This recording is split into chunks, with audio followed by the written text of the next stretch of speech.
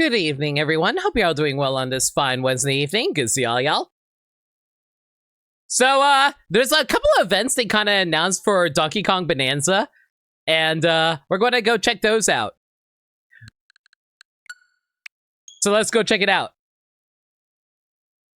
I really hate Meds right now because he kind of spoiled the joke that I was going to do.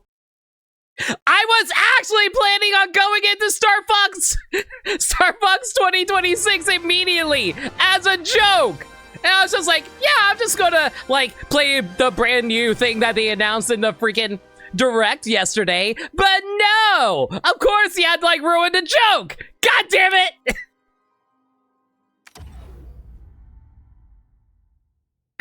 I forgot that Star Fox 2026 has come out. It's not out. Oh, the demo's out. Do you have the N64 controller? I do have the N64 controller, but I am not playing with it at the moment. I think this game is designed for the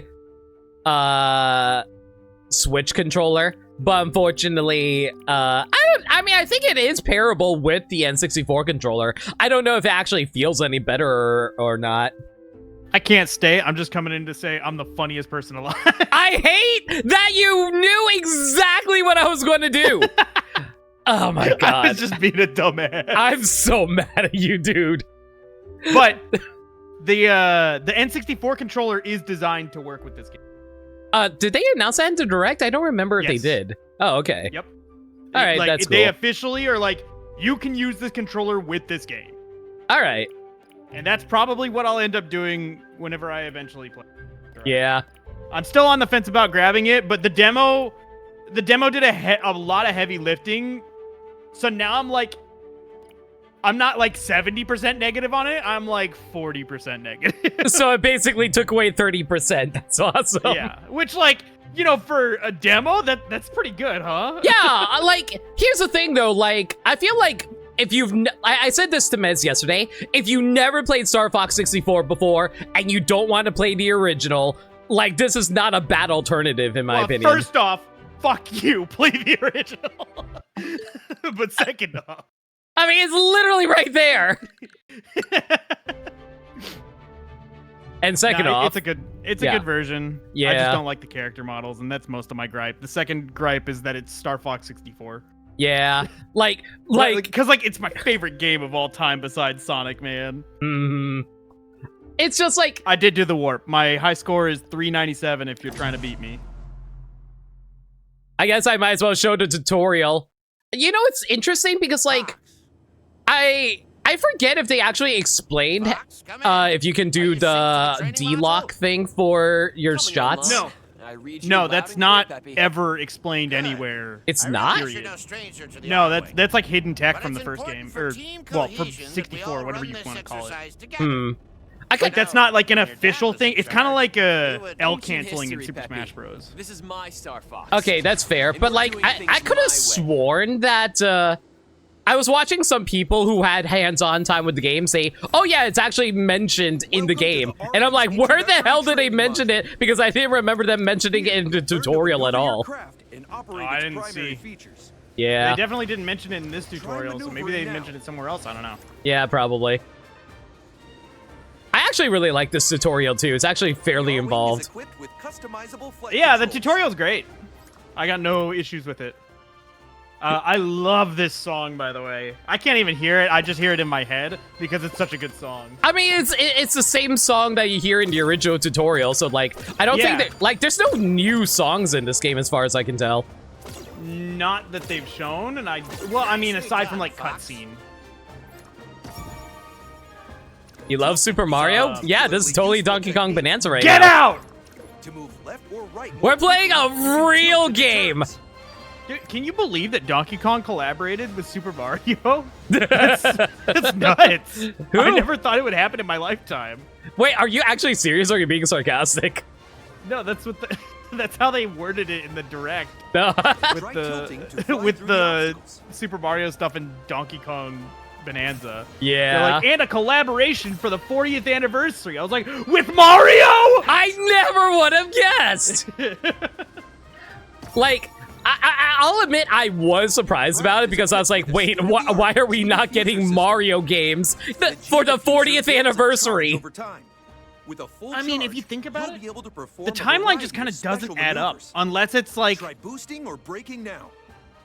A Mario RPG kind of game. But even then, like, all the Mario games kind of came out, like, aside from a 3D Mario game, but Donkey Kong just came out, which used that team, so Mario's nowhere to be found in the near future. Yeah, but like the 2D still Mario, pushing Mario Wonder, which is surprising. The Bell yeah, Park DLC just came out. Yeah, I mean, I knew about the Bell Park DLC, but it's like, I would have thought they'd been like, oh, we're just like tiding you over until like another Mario game that's going to come out for the anniversary. Yeah, but it like just came out. They don't want to cannibalize the sales. I guess.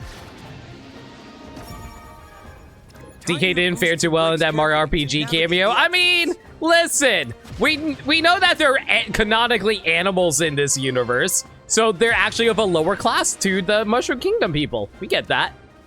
What do you mean canonically an animal? What else would they be? Because like, yeah, because like, you know, like everyone acts like, oh yeah, like Donkey Kong is actually someone who has like sapience, and I'm like, yeah, and Cranky Kong was like Mario's pet monkey back in the day, if I recall correctly. When was that established? Yeah, like I'm pretty sure like the lore for the original Donkey Kong arcade was that Mario's pet ape got loose and then kidnapped a lady. Okay, hang on. I think that raises some questions here. Maybe Mario is the bad guy. Mario's the bad guy. Because what the hell are you doing raising a big-ass monkey, and, like, the second it gets out, it terrorizes the town? Fucking Slippy! Manners? Oh, for pity's sake, Slippy. But no, I like that. I love how Slippy, like, the tutorial for breaking your wing is just Slippy crashing into you. I mean, to be fair, like, Slippy regularly crashed into you in the original game, too, whenever you're doing, like, an all-range segment. Dude, in Katina, like, I'm not afraid of dying. I'm afraid of losing my wings from crashing into people. It's so annoying. Dude, it's such a cool little, I mentioned this to you in the call yesterday, but like the wing repair module, when you're coming up to it, it kind of like tilts and the wings open to like kind of form fit your current R-wing. It's really cool looking. Oh, I never actually paid attention to that, but yeah, it's like just a real subtle detail that you can tell like, oh, somebody worked on that. They were just like, let me make this cool. I was like, yeah, that's pretty cool. I appreciate the heart that has gone into this game. I really, really do. I just wish it wasn't Star Fox 64. I'll take Star Fox 64 story. I don't give a shit anymore. Just give me a different game. Please. I'm tired of playing the same game, especially when Star Fox 64 is right there. I'm not gonna play. This is how I worded Liam on Twitter today when I was bored of my job. Oh, you were the Ocarina of Time thing, right? Yeah. Yeah. So I worded it, and I'm like, dude, I've played Ocarina of Time 20 plus times. I don't want to play it again wearing lipstick. Like, the lipstick does nothing for me, man. I just want a different game. No, I agree with you. If it's actually the exact same game, I don't care. Yeah. And I won't buy that one for sure, because I don't care. This one I'm buying because I'm tired of Star Fox being on life support. Yeah, that's entirely fair. But even then, I'm still 50-50 on it. That's what I like to see. I don't know, it's just like, if they do it like Breath of the Wild style with Ocarina of Time, I think it'd be interesting. All right, I'm getting called away for dinner. All right, Have fun enjoy with dinner. Star Fox and only Star Fox. Yeah, I'm not playing anything else tonight. Nope. Thank God. You can just play Star Fox. I could, I'm not. All right, have fun. Enjoy dinner. But yeah, like, I was actually kind of surprised how well this game ended up turning out, because I really enjoyed, I don't know, like, I wouldn't say I like the controls fully. It's its own beast, basically. It's very much not really, it's not original Star Fox 64 controls. It feels a lot wouldn't say looser. It's definitely tightly controlled, but it's like, because I'm so used to the feeling of Star Fox 64, the muscle memory is getting in the way of me actually being able to control the R-Wing as well as I'd like. You want a slower, more vocal King Zor scooting over? Okay. I'd be okay with that. No, they just make, it's not even that. It's a cutscene, but it's an extended cutscene in the same way how in the Mario Galaxy movie, they made fun of Rob being super slow. So it's just Link being bored out of his mind as he's waiting for King Zor to move his ass. I think I'm going to be more like Star Fox. I think it's going to be more like Star Fox Zero if they were to make a new Star Fox game. Bust out the N64 controller. I don't think my N64 controller is even charged. That's the thing. I do not want to try the mouse targeting. Thank you.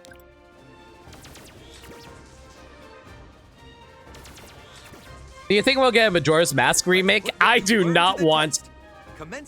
I am so goddamn sick of remakes from Star Fox. Not from Star Fox, from Nintendo. I just want a proper... Hang on, let me grab this upgrade. Fuck you. Too slow, Fox. Maybe next time. Falco's such an asshole in this game. It's kind of great. I gotta love it. Might have looked that way to you, but I know what I'm doing, old timer. I gotta say though, like, energy items to implement powerful upgrades. I kind of love the contextualization of the tutorial here as basically a training regimen, but for the Star Fox team. It's actually kind of cool. I like that. But be warned, taking wing damage will cause you to lose any. Oh wow, okay. So apparently it's actually ridiculously easy to like not spam the somersault, but I don't remember that being the case in the original. Maybe I'm just crazy. Oh god. Also, if I randomly have trouble actually talking, it's mostly because like I'm not used to streaming with action games, so a lot of the time I'm kind of just like bumbling my way through stuff a lot of the time, so don't mind me. Oh, the Star Fox Zero comment is based on Oot remake. That's fair. Have you done a barrel roll today? Yeah, see, I'm actually playing Donkey Kong. We're doing barrel rolls. Like, if that's not Donkey Kong, I don't. If barrels don't involve Donkey Kong, I don't know what is Donkey Kong.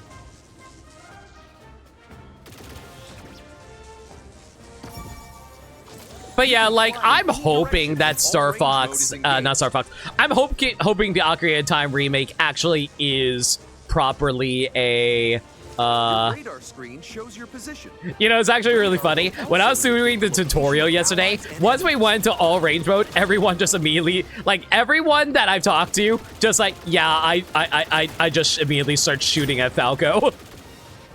When in all range mode, you can perform a U-turn. Oh man. Try a U-turn now. I'm honestly kind of excited for this game, mostly because like I think this game is just like, I wouldn't say it's what I wouldn't say it's what Star Fox specifically needed, but it's like I'm glad that we're at least getting Star Fox content, so it's not like dead in the water again like before. I just really hope that this game does well enough that we can actually have a proper new Star Fox game, so it's not just constantly like 64 over and over again. Like, I know Med said he didn't really care about the story about Star Fox, and like, I get what he means by that, but for me, it's like, I want to see more characters that aren't just like the same characters and the same like setup over and over again. It's why people got so freaking sick of New Super Mario Brothers, because yeah, it's a different game, but we got sick of it because it's the same setup every time. Oh no, Peach has been kidnapped by the Koopalings. But in this case, it's like, oh no, Andross is threatening the Lilat system. Go, Star Fox, go defeat Andross. Oh, there's Star Wolf, those rascally bunch. I don't know. I am just so freaking sick of the story of Lilat Wars. It's honestly the same as like new Super Mario Brothers at this point for me. Which I'm glad that we've moved away from that for like Mario, but like Mario didn't really need to worry about that because it's like Mario's always been like, how do I put it? Mario has always been a series that's all about how do I put it? Like Mario's will always be getting new games, but Star Fox is such a nebulous series that lacked a lot of good identity for itself, so it was really hard to actually nail down.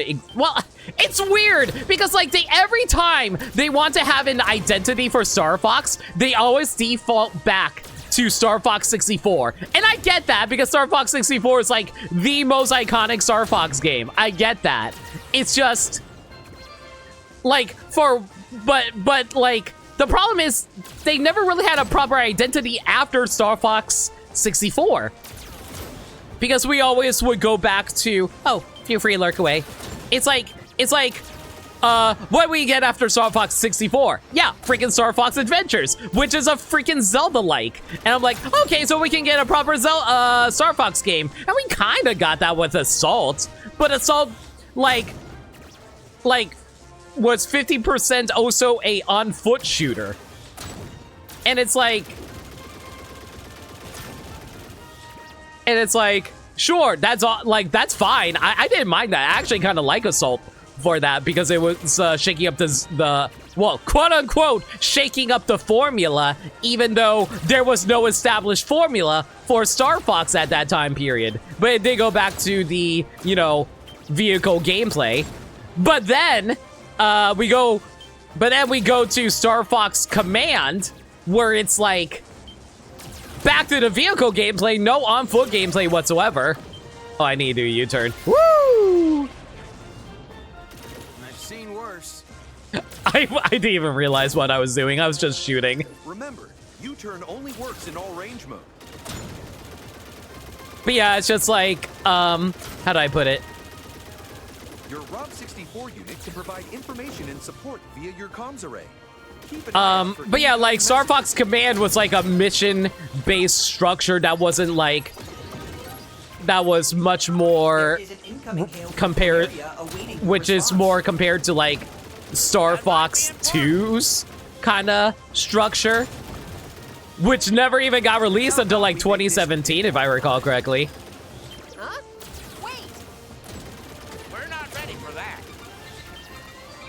Warning, simulation safety protocols disengaged. Your warranty is now void.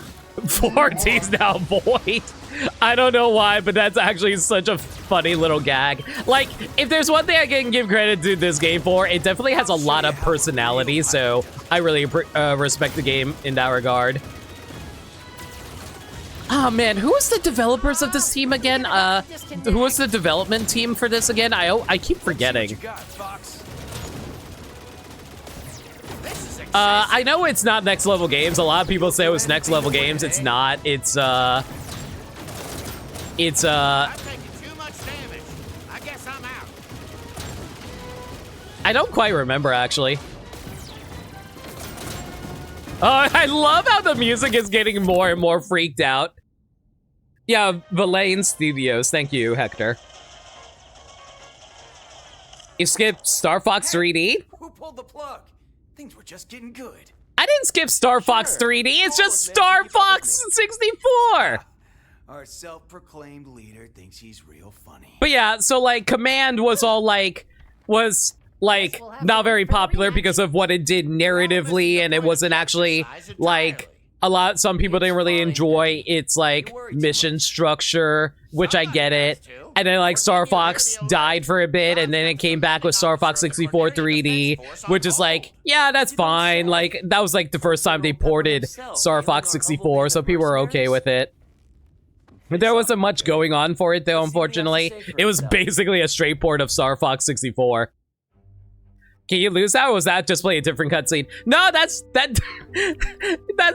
just the tutorial.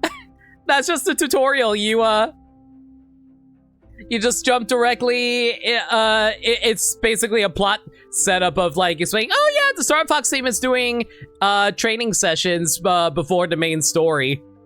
It's actually kind of cute. I kind of love that a lot.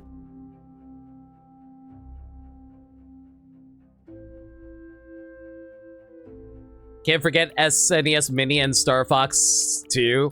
Yeah, and then Star Fox Zero came out after 3D, where everyone's all like, man, this is...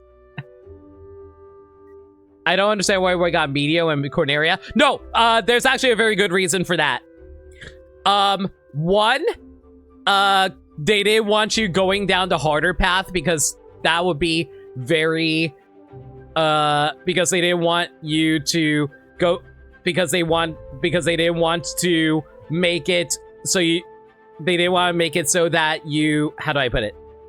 They didn't want you to go down the harder path because it's actually harder to do if you don't do it the first time through.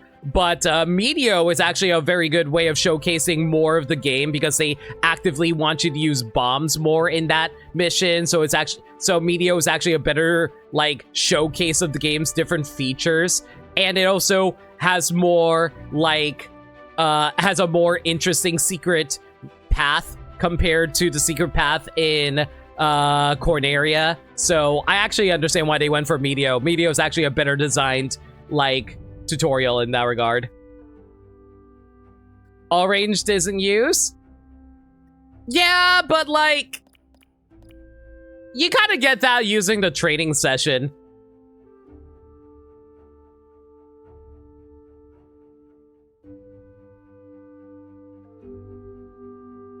Can't you just straight up kill Starwolf in 2? I don't even remember what happens in 2.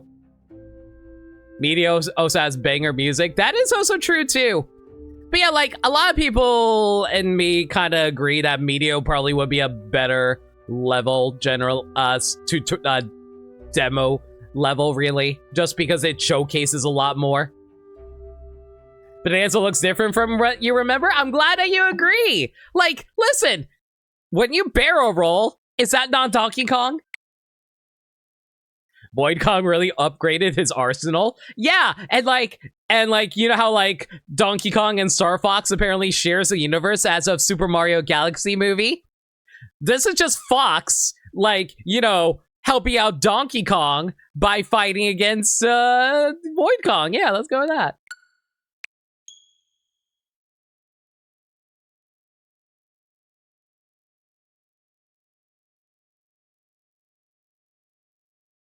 Star Fox is your favorite Mario character? Exactly. Exactly why everyone wanted to get a new Star Fox game to cross-promote with the movie.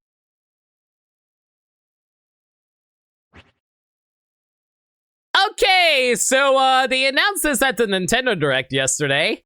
DK Challenge, an event with challenges in the Donkey Kong, Bonanza, and other titles in the Donkey Kong series is now active. For more details, go to the home menu and open the Nintendo Switch Online. An active Nintendo Switch Online membership is required to access this event. So, yeah, I think I might actually do this for my next event, my next stream, because I kind of want to see if we can actually do all the challenges. There's one in particular I'm not looking forward to. A Super Mario collaboration event is happening now in Emerald Rush. Okay, so I think I will actually showcase this a little bit. We're not, I want to be clear, we are not doing the DK challenge right now. However, there is like actually, I already did like 2 of them because I want to see what it was like. And once I realized I kind of want to do the challenges, I was like, yeah, you know what, we can do a whole stream of this. I think it'd be fun.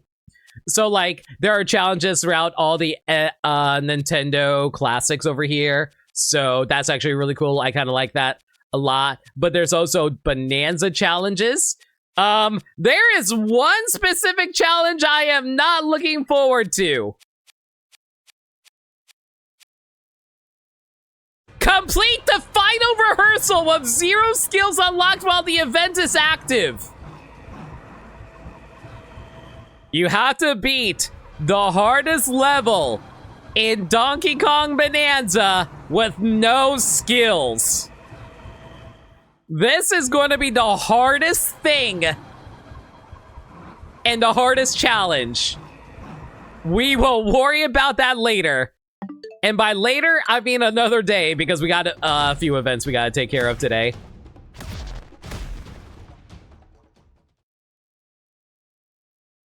So, yeah, I'm going to try to get all of the DK challenges out of the way in a different stream. But this stream, I kind of want to showcase the new events that are currently out for Donkey Kong Bonanza. Challenge cards collect.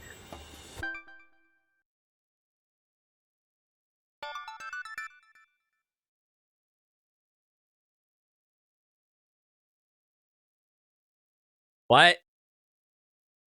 What? I guess we just unlocked like 9 cards automatically. What did I do? Progress through the story and defeat Grumpy Kong. Done. Apparently this already counted. I guess they counted me doing this last year. Sure, whatever. Poppy Kong battle. Progress through the story and defeat Poppy Kong. Yay! Progress through the story and defeat Void Kong. Yay! Complete, you beat the challenge by just logging in. Harmonial battle. Progress through the story and break the Great Harmonial's mask. Planet Core secret. Progress the story and see the game's ending.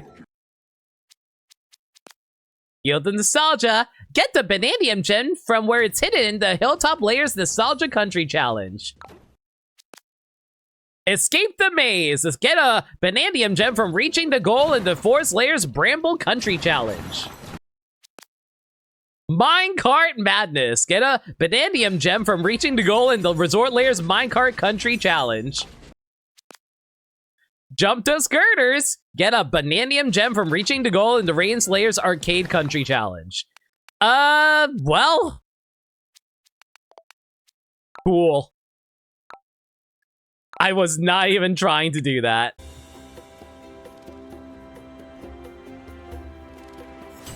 Anywho, an Emerald Rush event is happening right now. Okay, so if I try that event... Okay, yeah, so there's a Donkey Kong Country Returns event right now. We can pick up the... Oh no, I don't remember this guy's name. Tiki Tang? Tonky Tong? Tiki Tack? These guys! Tiki Tong, dang it! But yeah, we got these guys that we can pick up as souvenirs. Andros. You're right, it's Andros. Sorry. Like, I should have known this after playing Star Fox. I wish I got hyped for classic DK nostalgia as you did for DKC nostalgia. I do not care less about pre-DKC DK. I mean, I still like the other DK games. It's just like... It's just I don't really like it whenever it doesn't focus much on Donkey Kong or Mario. Aku Aku, yes. That also works too. As someone who has never played not Donkey Kong, Crash Bandicoot. I mean, Crash Bandicoot is just basically knockoff Donkey Kong, right? I mean, a guy who only focuses on being like a special type of fruit that they enjoy eating, and they attack things by rolling / spinning around. Yeah, Crash Bandicoot is just a Donkey Kong clone. Yeah, let's go with that. All right, so, hey, remember how it's an event for the Super Mario thing? Collect Emerald Ore for me. I've given you a quota to fill, bring me 125 ore. Okay, so we're not even going to try for this right now, because, like, look, a bunch of Mario stuff popped up on screen.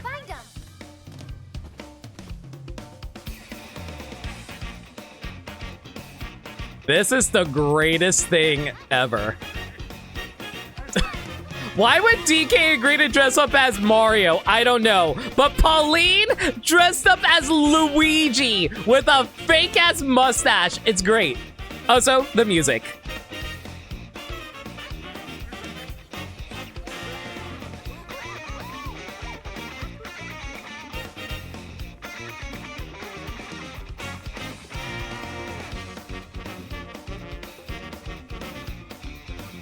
I kind of appreciate the electric guitar. They should have given DK one. Yeah, I don't know why DK doesn't have a mustache either. Yeah, we should do it. You can transform. But yeah, I actually really like how the how they remix the classic ground theme. All right, before we do that though, hang on a second. Let me actually get a good look at this area as to what we're doing here. I also may have to actually restart. Oh my god, Bananergy's down there? Frick, okay. Snake Bonanza's over there. Better Collecting's over there. Apple Juice is over there. What is even the gimmick? I don't understand what the gimmick is.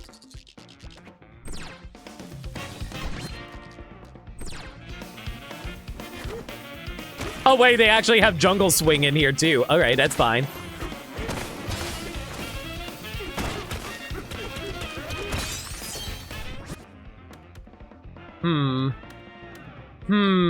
More Emerald Ore will appear based... Okay, this showed up twice now. Solid Groove. More Emerald Ore will appear based on the amount of damage you sustain with Kong armor.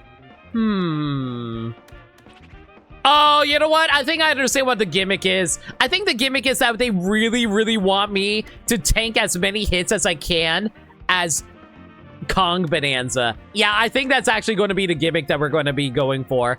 All right. In that case, Wild Warrior is going to be useful for this. Oh yeah, right. So they replaced apples in this with freaking super mushrooms. Okay, I didn't realize it also plays like Are you kidding me? You know what? To be fair, I was kind of messing around for a lot of that, so I'm not surprised we already lost. I was mostly just taking in the Mario gimmicks. For Limno, try 300 more Emerald Ore. I think that's actually going to be useful for later on. That's not useful right now.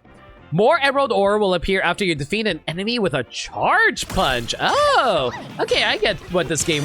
Okay, I think I understand what the gimmick is for this event now.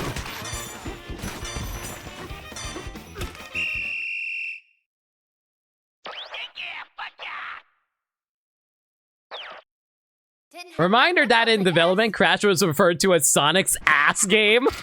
Why was it called that? We can do better. I know we Oh, can. yeah, and the backgrounds are all Super Mario themed. Man, aren't you glad that there's Mario content in this Donkey Kong game?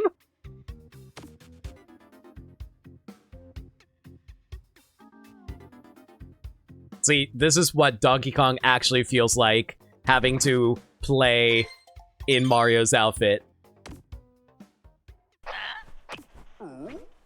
Hang on. I think I'm going to change out my outfit. I don't think this outfit is actually going to benefit me all too much during this event. So let's actually swap something a little more useful.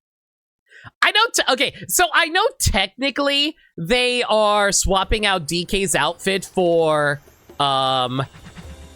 Mario's outfit, but I think Should we teleport?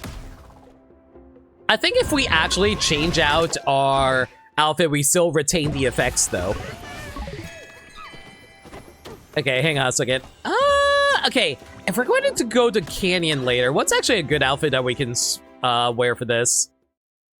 I definitely want to keep the Banandium.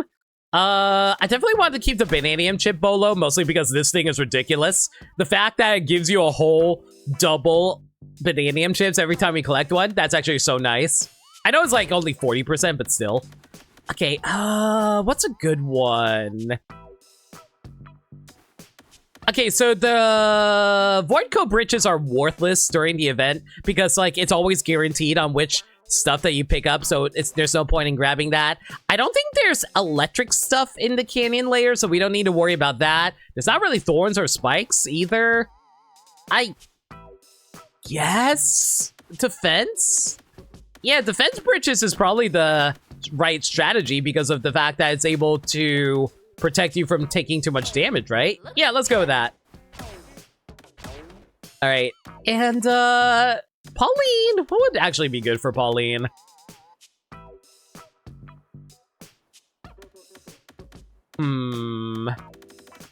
Okay, considering how we're going to be focusing on Kong Bonanza, I think we will rock one of the cowboy outfits for Pauline. Well, quote-unquote rock. We're going to be using the extend your Donkey Kong Bonanza time outfit because that's what we're going to be mostly focusing on. So, yeah, this outfit should work out great for this event, I think.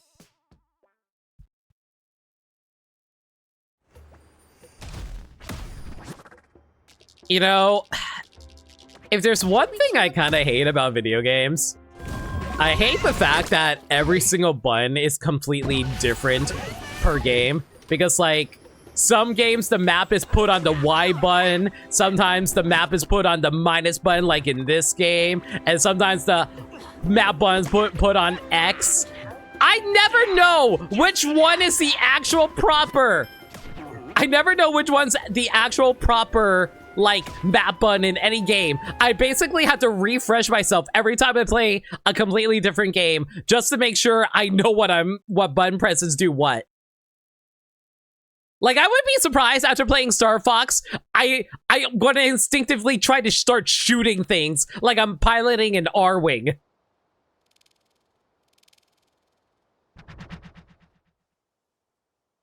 So do you think the next DK game will have Void as just the Kong's cranky neighbor? If not, I would be very sorely disappointed. Because, like, I feel like Void is such a fun character that I think he'd be really fun to actually have just have around. You can transform. All right, let's go for... You have the Crocoid Demolisher for now. Oh, never mind, I don't have Kong Bonanza right now, so I can't, like, go directly into him. Great. Oh, yeah, by the way, all the treasure chests have been replaced with question mark blocks. So you don't actually have to do much input for them. You can just, like, punch and they instantly break. It's great. Okay, more Crocoids, Wild Warrior, or Wind Up Punch? Let's go for Wind Up Punch here. Okay, what do we want to grab here? Okay, we definitely don't need Snake Bonanza. It's not all that useful to us right now, so, what do I want to grab around here?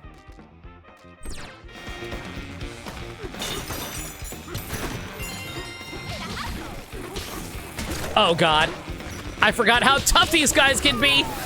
But this is why we have Kong Bonanza to hopefully get through this quicker.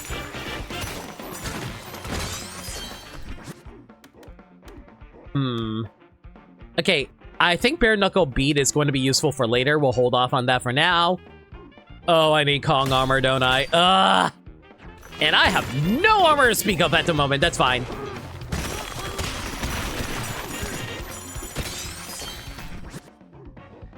But yeah, I am 90%. Oh, wait, I just heard that it was actually Donkey Kong chanting to the beat of the Mario ground theme. Okay, that's kind of cute. Having low health.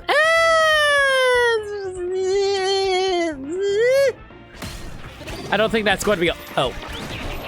Especially with all these mushrooms residing around here. Defeat Emerald Crocoids. Yeah, all right, that's fine. Hurting Hearts. Ugh, they really want me to take damage, apparently. I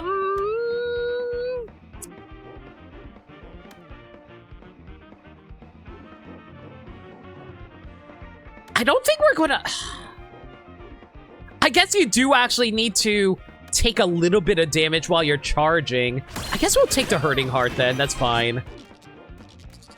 See...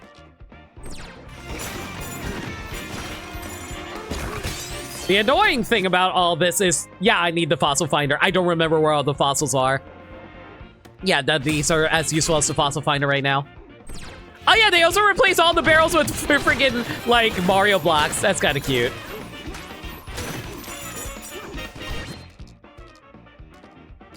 Okay, so where is the actual job they want me to do? Oh my god, is it down? It's all the way down. Okay, okay.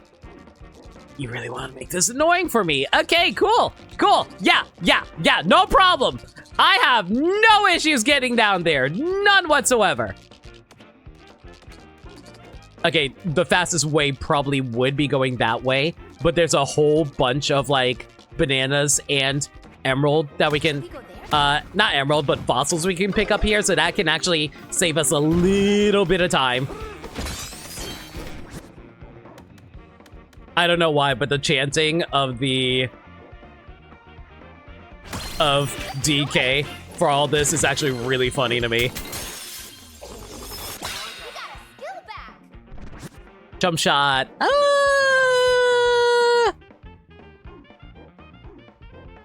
Yeah, let's go for this.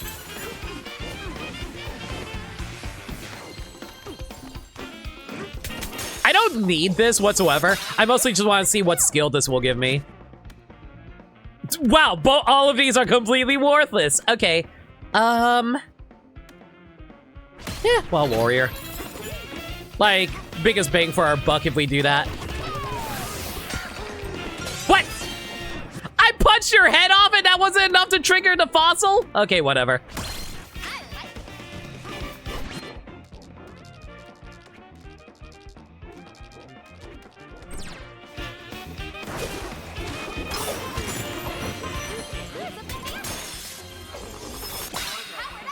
Better glare.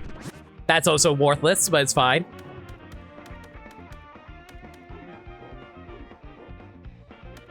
I don't know why, but this, like... I don't know why, but for some reason, I'm really digging the music for this. I'm glad that it's lasting for, like, a whole month for this. But I think the event doesn't last all that terribly long. Actually, you know, I just thought of a gameplay benefit to the fact that we have the Mario gimmick on right now. By having the Mario gimmick on, it's actually way faster to be able to open treasure chests. Normally, it takes several punches to open a treasure chest, but with the question mark blocks, you only have to punch them once and they automatically activate. That's actually a nice little benefit I didn't even consider until now. All right, let's get that wind-up punch then.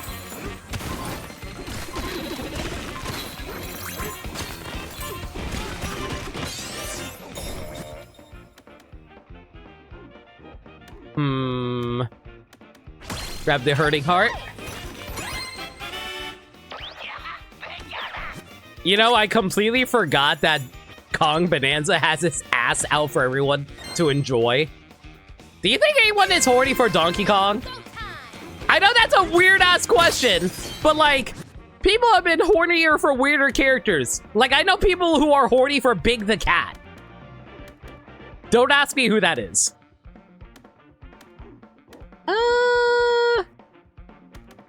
30. Okay, what's a bigger multiplier? That's like, what, 14? Yeah, that's a 14% multiply addition. That's a 30. Okay, let's grab that. Oh, yeah, right. So the checkpoints are also replaced with Mario flags. Funny.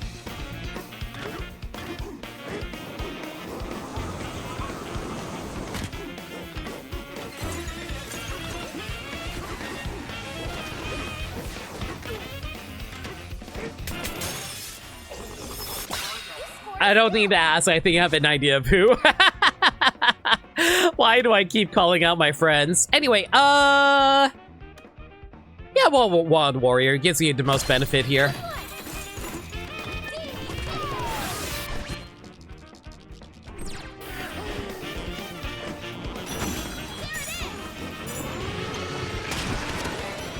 Oh, I did not mean to send him that far.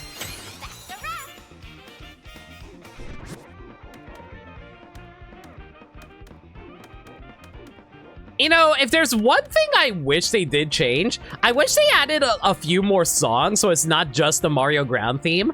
It would be nice if they added, like, say, I don't know.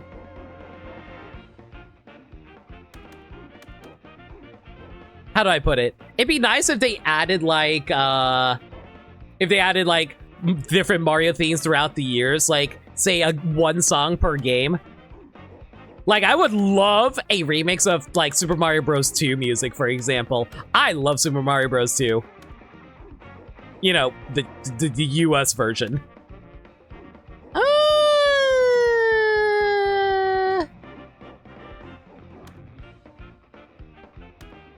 guess we'll go for Solid Groove here. Use a barrel cannon. Oh my god, I'm so mad. Okay, that's fine. Defeat an enemy with a charge punch. Okay, that might not be too bad. That being said, though, I think there has to be, like, one somewhere around here. At least I'm pretty sure there was one. Is there anything of value around here I can grab? There's better collecting over there. Oh my god, I'm getting, like... Okay, so we are actually getting chips. That is good to know. We definitely need Kong armor in order to take advantage of the, stuff that we just used. Oh, I don't want to use this right now, but I have no choice. What if I launched myself towards somewhere?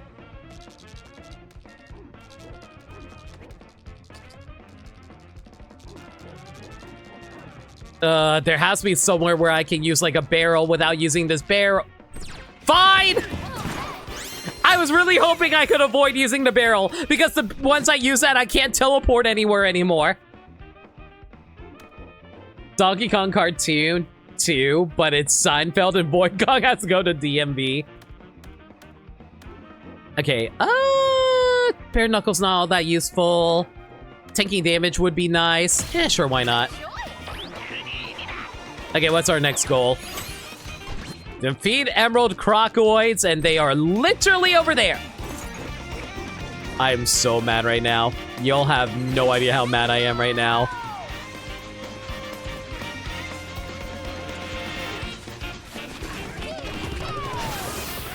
All right, well, I'll worry about that later.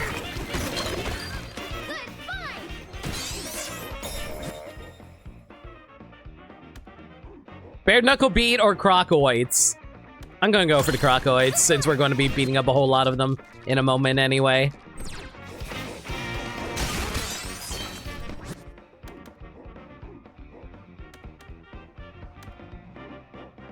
Oh, you know what? We probably should be tanking a little more damage now that I think about it.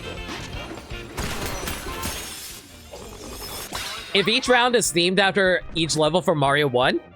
No, so far it's only been, no, I think it's a coincidence if it actually is. I don't think that's actually the case.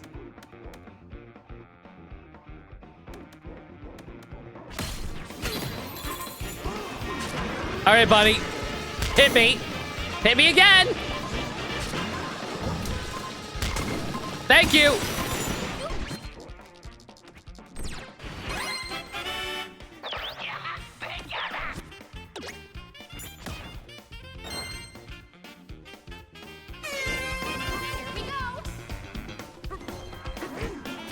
I swear, sometimes I always forget which button actually lets me drop down. Oh, Hurting Heart. Yeah, that's actually going to be really good for us in a moment.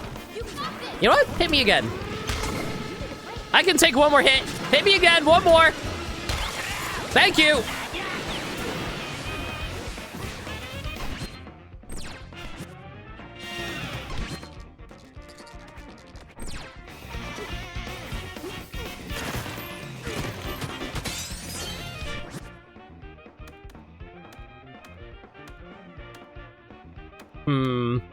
This gives me 60. This gives me way more than 60. We'll grab that.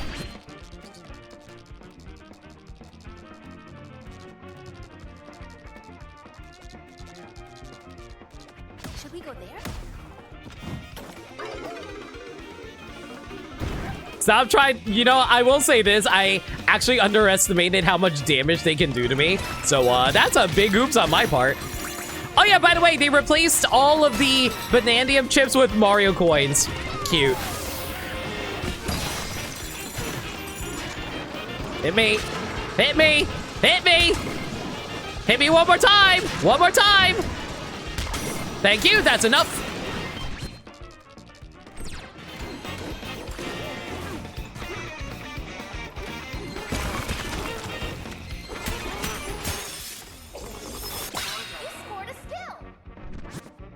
Okay, what would be the most useful thing here?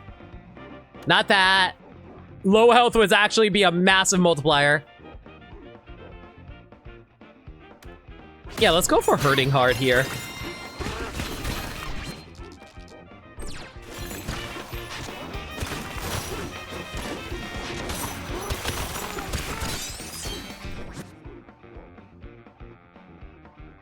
Maybe DK is actually a Saiyan because like he gets stronger the more he like gets close to death. Yeah, that sounds about right. Oh my god, that's a huge multiplier. Yeah, a freaking 1300 and we're only in round 3. That's crazy.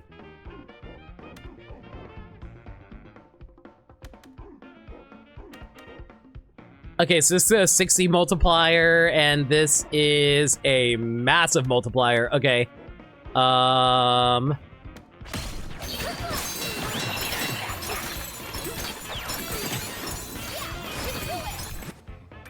Okay, better turf surfing does absolutely nothing for me currently. We need upgrades for you. Faster charge probably would be better. Yeah, faster charge is better. Defeat Emerald Buzzoids up there. Cool.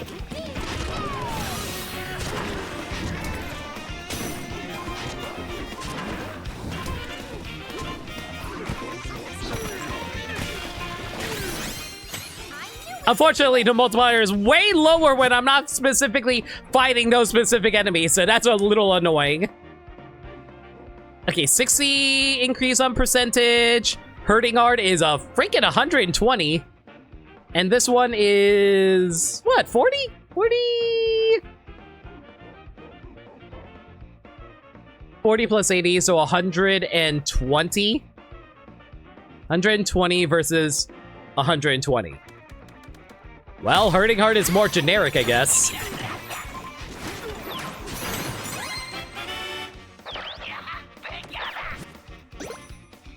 And all the bandanas transformed. Fantastic. Well, hopefully I didn't need anything here. You know, like that heart.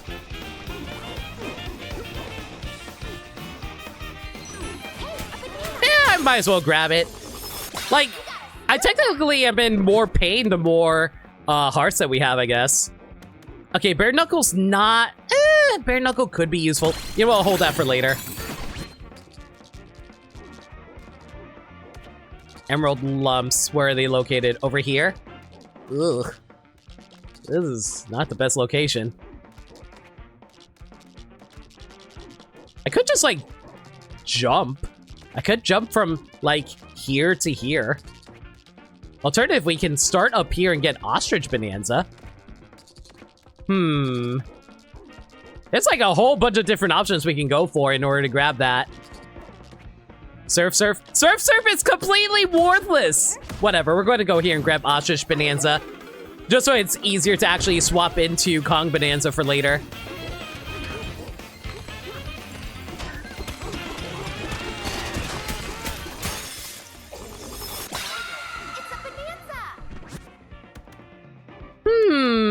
Decisions.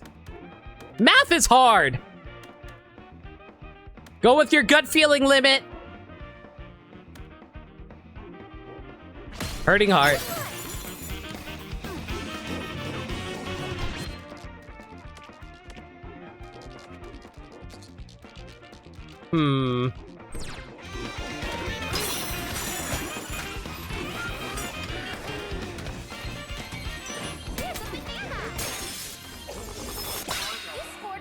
Fast charge. All right. Bare Knuckle Beat's not that useful. Crocoid Demolisher. Wild Warrior. Wild Warrior, again, is more useful, but Crocoid Demolisher just gives you so much.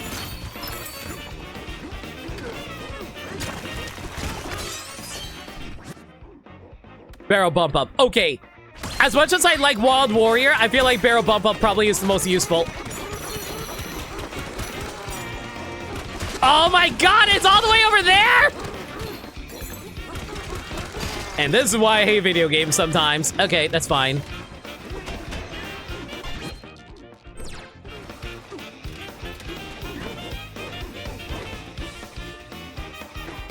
It is really funny hearing the Mario theme while playing Donkey Kong, though. Like, do you think Do you think okay, so Pauline obviously likes Mario. I feel like most people can generally accept that. So how much do you think Donkey Kong is so protective over Pauline when he finds out that she and Mario were dating for a bit? I think he would be so pissed.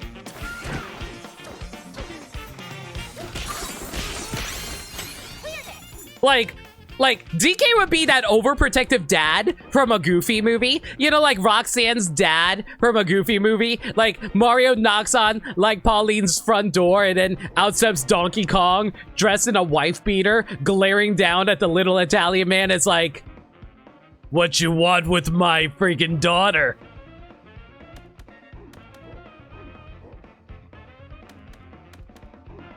All right, let's see here. Hurting Heart probably is ultimately.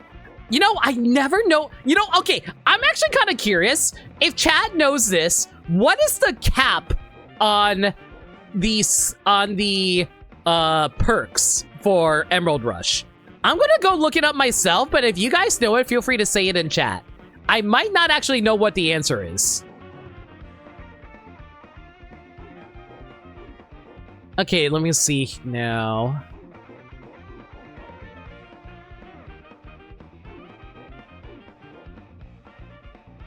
Like, I don't think there's a way to max out perks, is there?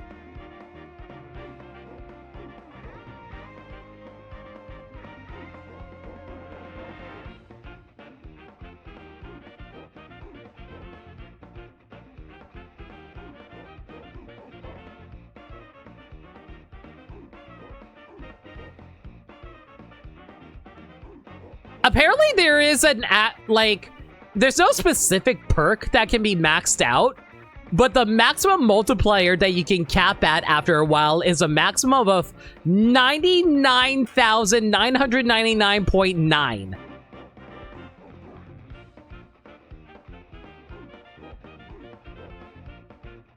Wait, what? Apparently the maximum number for each perk is 60. What? The maximum number is 60. I can never run out of perks at this rate. You have to like play out of your mind if you actually want to max it out. That's crazy.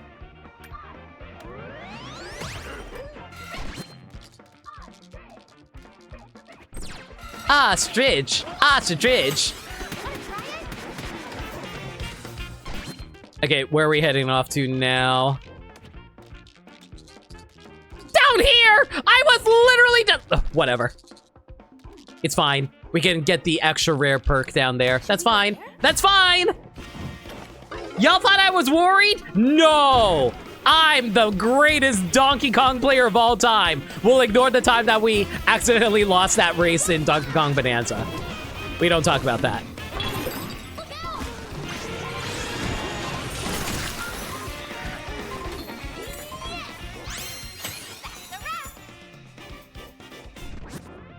Okay, we have 48 remaining. We'll grab Hurting Heart. Wait, where's the enemy? Oh, the enemies are dead? Where the hell did the enemies go?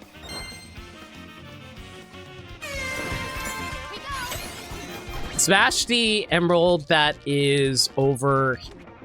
Bro, I was whatever. I said I was gonna go blow it up, blow that fossil up good, and I will.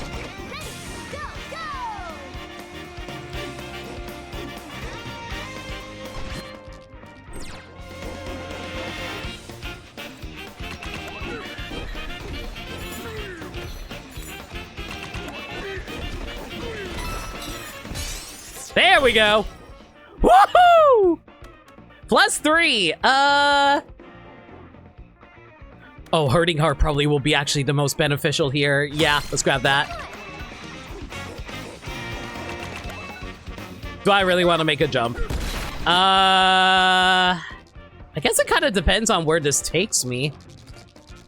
Oh, actually, we will pass by a fossil over here in a moment.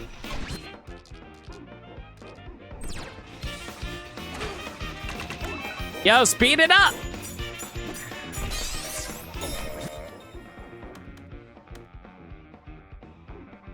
Sure, Wild Warrior, that's fine. Okay, don't quite remember where this takes me. Okay, so this line goes here, so it goes down here, and then it will pass by over here, and it'll go all the way back over. I'm getting out of here.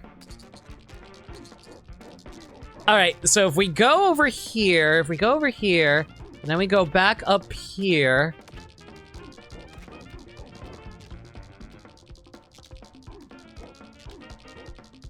So it leads from the giraffe area. So if we start from here... you know what? Just because I'm so curious on... We keep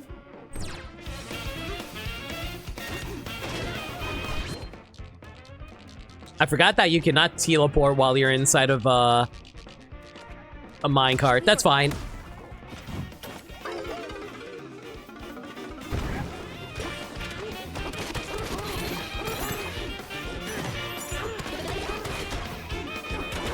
No, I don't want that mushroom. Well, I mean, I guess the mushroom isn't the worst thing to have.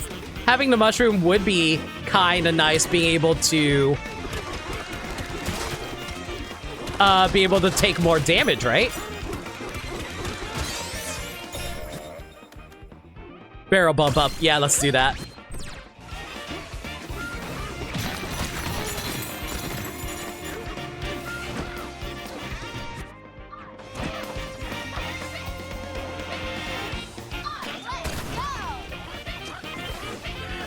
What? I got another challenge. What did I do? I got 2 cards. What the hell did I do? Deliver charge punches using Kong Bonanza while the event is active. Drop egg bombs using Ostrich Bonanza while the event is... What? Okay, whatever. I wasn't even trying to fill these out. These were supposed to be a completely passive thing. I'm so good at this event. Yeah. Yep. Mm-hmm. Gotta love being able to multitask, everyone.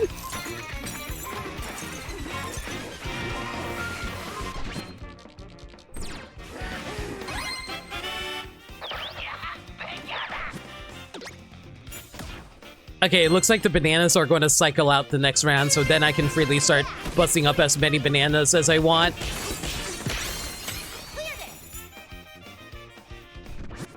All right, what we got here? I don't need bare knuckle right now. Mostly because we have like 48 remaining chances. I'm not really focusing enemies. Solid groove might not be bad.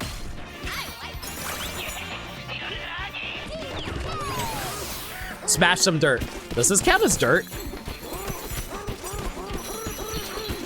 Okay, apparently this does count as dirt. Cool. time for an all-out attack. Yo, Crash! Thank you so much for your raid! Really appreciate it! What are you guys up to tonight? I'm guessing it's going to be something multiplayer related. Smash Bros, typical.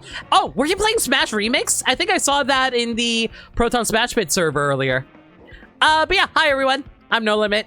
Y'all probably know me. I play games I never played through before, but we're currently tackling the Super Mario Bros. 40th anniversary event, as well as the Donkey Kong Country Returns statue event in Donkey Kong Bonanza right now. And I keep accidentally filling in DK challenges by complete accident. But yeah, you're playing Smash Remix online matches? Nice, hope you were having fun. But yeah, right now, like I said, currently doing this. If you gotta take care of your post-stream stuff, like get food, water, and all that good stuff, do what you gotta do. Thank you again for the raid. Anyway, so this is a multiplier of 60. That's terrible. More hurting heart then, I guess.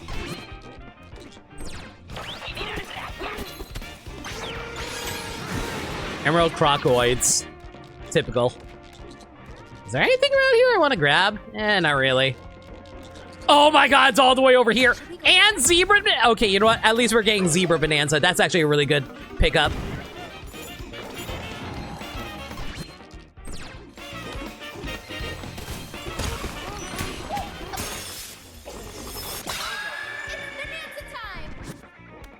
Solid groove. Oh my god, that's actually really good. Oh, this is actually perfect timing, too. We can take a whole ton of damage right now. Hey, hit me! Hit me! You missed! Hit me! Hit me! Hit me! You are incompetent! You guys are so whatever. They can't hit for anything. Hit me! Hit me! Hit me! There we go. I knew we could do it. All right. Let's see here. Solid Groove is not doing nearly as much as I like.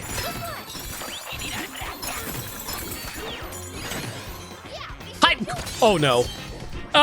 Where's Cranky Kong? I think he's up where the...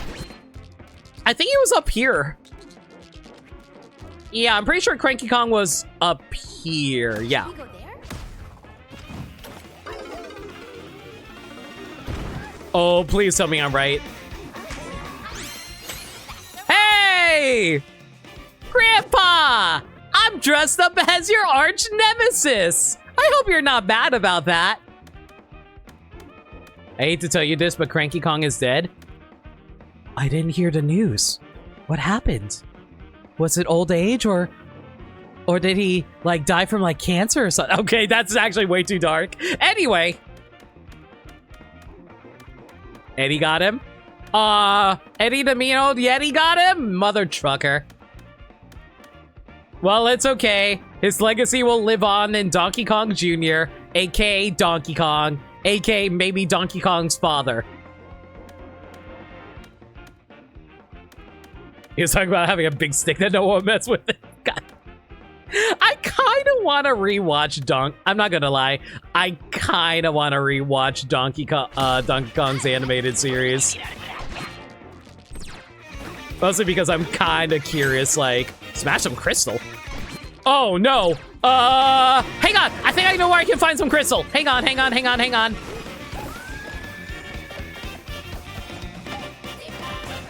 First.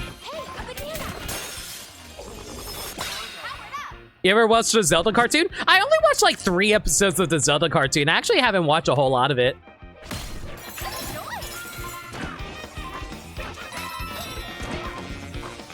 It's so weird seeing freaking... It's so weird seeing, like, Mario coins in this. Okay, I think Charge Punch was probably a mistake.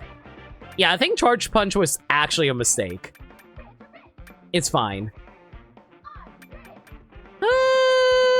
Better collecting is probably more useful right now. Especially since they're about to shift! No! I wanted the better collecting!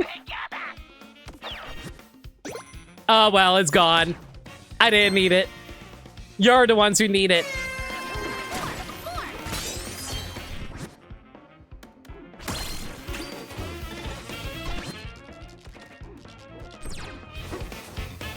I'm so mad. I actually could have really used that. Okay, this should be enough crystal. There we go.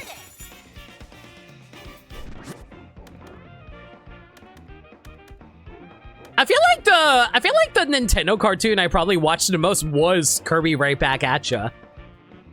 Maybe Super Mario Brothers Super Show? I don't remember which one I actually watched more of.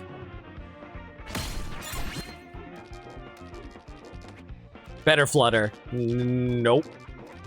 Well, I mean, wouldn't be the worst thing in the world.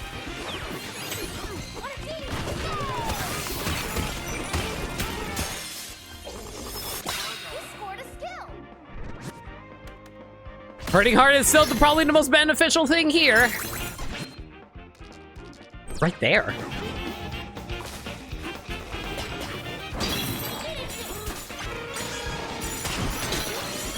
Oh, 4,000 multiplier, let's go.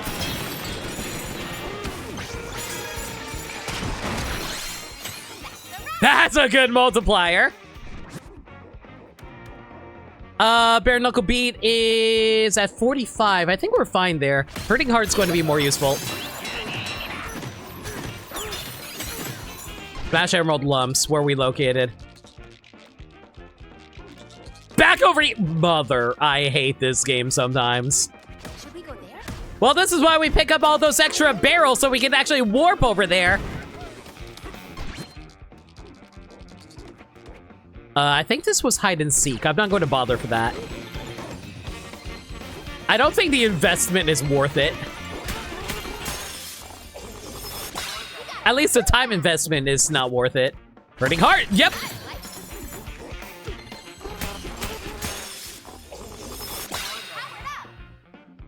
Which could, it's one of the things somehow Metroid dodging getting a show.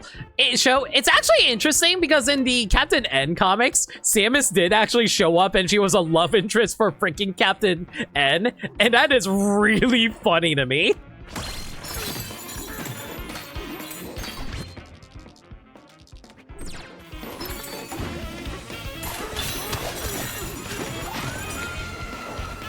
Samus would be completely out of, like, Captain N's league. Let's be real here.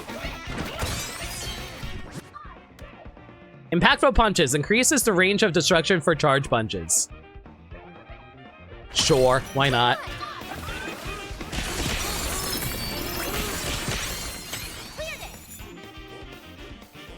The baby Metroid must be there as comic relief. I don't think the SNES existed when Captain N came out. But it would be funny if, like, if it did happen. Yo, Jelly Chump, how's it going? You'd watch it? I would definitely watch a Metroid animated series from the 80s, though.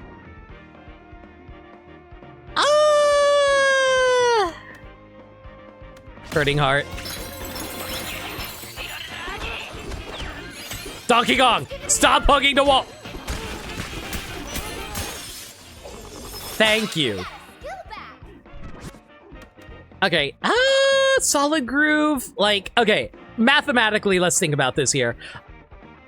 99 goes up to 17, that's like, what? 18 times 7? So what's 18 times 7? A lot, but not as much as, like, 200. Yeah, not as much as 240, we'll grab that.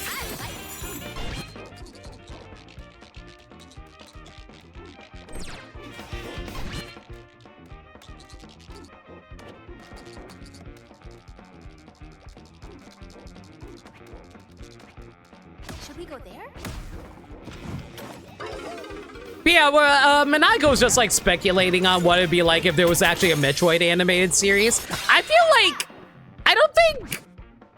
like it would be a lot more sci-fi based, and I think Samus would actually be a guy. I feel like that probably would be the more notable thing. Like, they wouldn't actually know that Samus was actually a woman, and I don't think they would make an animated action series starring a female main character because it was the 80s. They'd be like, oh man, what boy would want to watch a series that stars women? And I'm just like watching Teen Titans, and I'm like, yo, my favorite episode stars Starfire and Raven. Anyway. You know, I joke about that, but I think Beast Boy was actually my favorite Teen Titan character. Wasn't She-Ra part of the 80s? You know what, Dirt Dog? You freaking got me there. You're right.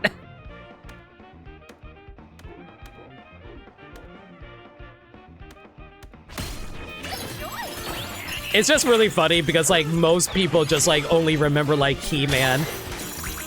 And I feel like most days, whenever people talk about She-Ra, their first thought is actually, is probably, like, the She-Ra Netflix series. We'll start here.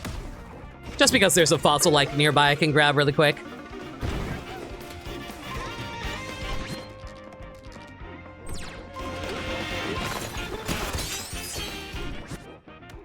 All right, wind up beat. That's like 6. Oh my god. Man, wind up beat is so worthless. I thought it'd be so much better, but it actually doesn't do a whole lot.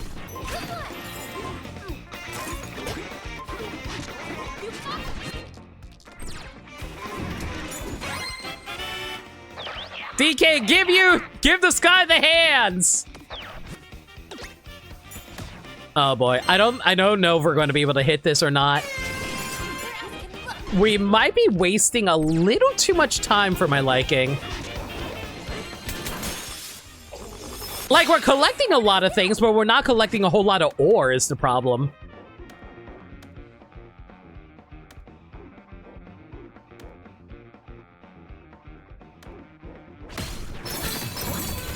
I also need to take a little more damage. If I can take a little more damage, that'd be great.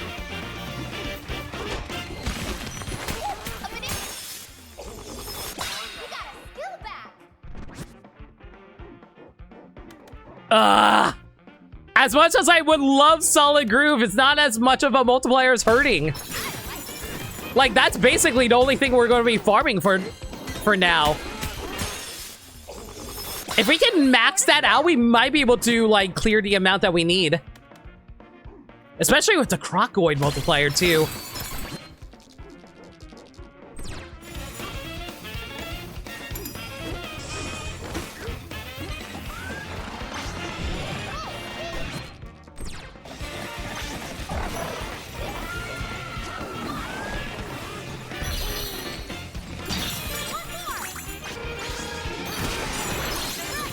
Okay, that's a pretty good multiplier, though.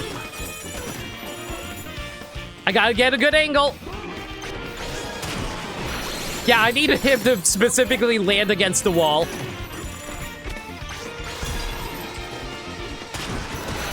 There we go. That's a lot.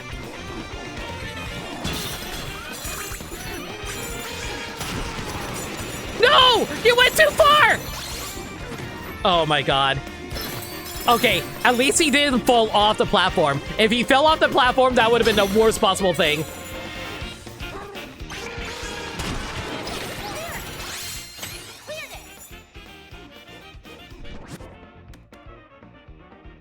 Which you need not share your mod anniversary area. How goes Mario Nanza? It's actually really a lot of fun. I've been enjoying it. Ugh. None of these are all that useful. Okay, hang on. Let's think about this mathematically here. We're going from 99% to 108. So 99 plus 108. So that's like, what, 9%? So 9% times 7. That's 63. Dang it! It could be such a bigger multiplier if I had more HP, but I don't. All right, emerald lumps. Hang on.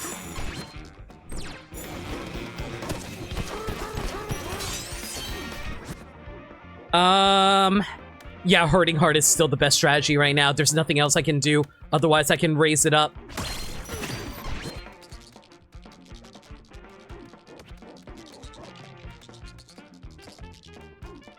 And I don't want to bother grabbing those bananas, so we're just going to go for this. I got the first figure and went good enough. What, you don't like Tiki Tong?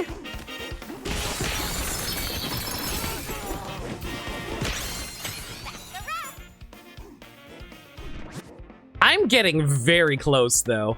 I can feel it. I can feel it in me bones. Okay, I still have like 2 barrels left. Is there anything I can do around here? There's like a few emeralds we can grab like around here. You know what? Screw it. We'll go over here really quick so we can grab that Banaza energy up. You never play with turns, but you have so many other games to play. I mean, I get it, but at the same time, it's like, I'm just like that person who likes collecting everything if they can help it, you know?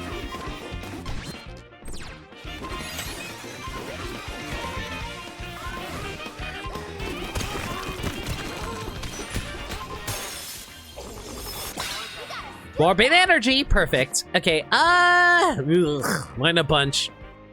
Okay, that's a multiplier increase of 120%. This one is an increase of 100.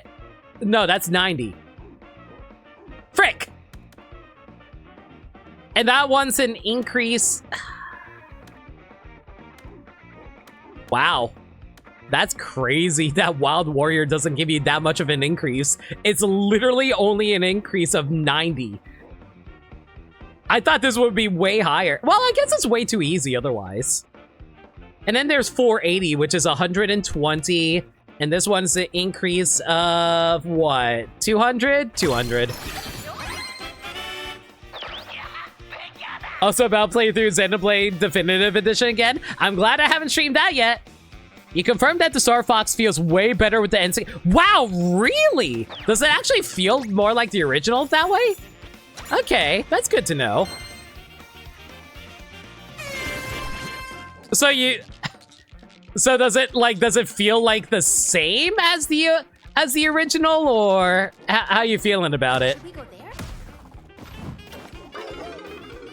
I assume it's not exactly like the original.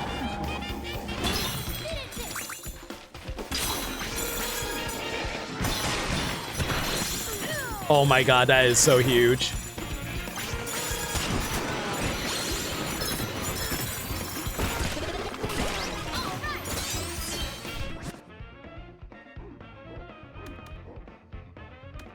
Okay, multiplier of 120. This is a multiplier of 120 as well. Eh. Hit me! Hit me! Hit me! Perfect.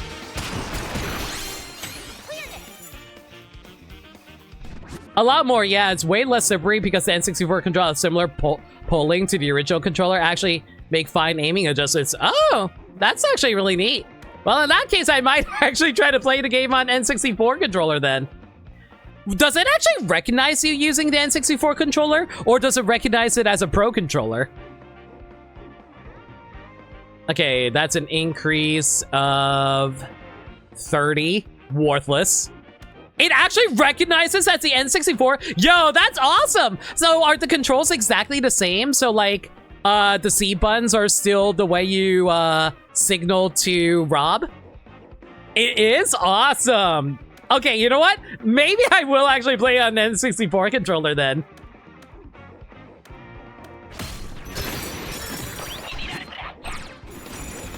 Oh, I'm still not getting enough.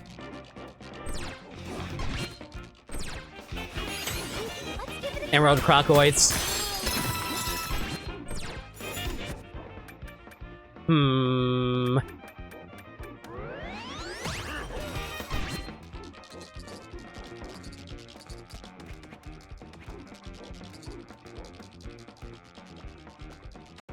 Should we go there? You actually recommend it personally? Awesome. So did that change your opinion about a game again? Or do you still prefer playing the original? 3%. So it increased it, so it's better by 3%. Cool.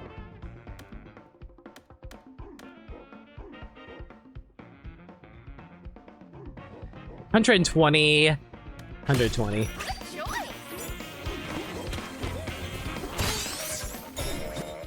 I'll always prefer the original. There's nothing that this game can do to ever convert you, and there never was to even have a chance. I mean, fair enough. But at least you're much more positive about it, which is good. 120. That is a 100. That is a massive multiplier.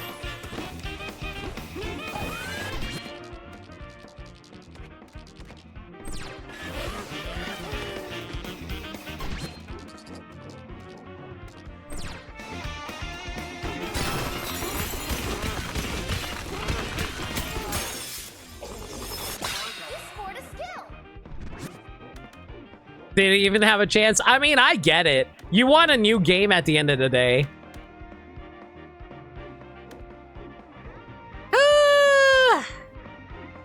Sure. How much time do I have left? I have like 2 rounds. Oh boy, I don't know if we're gonna make it in time, y'all.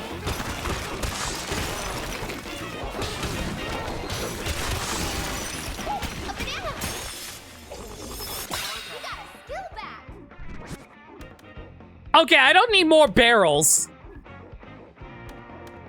120, yeah.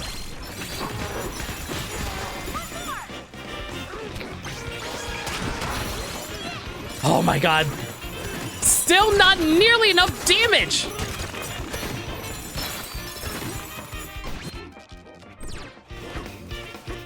I am so short. How the heck do they want me to actually get to the bottom of this?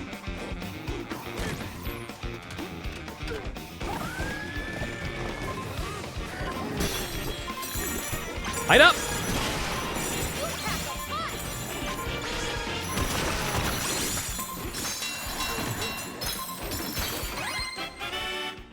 Maybe this will be the area where we get enough in order to cross over the million threshold. I don't know. I don't think we are. Yeah, I don't think this is enough. I don't think this is enough emerald.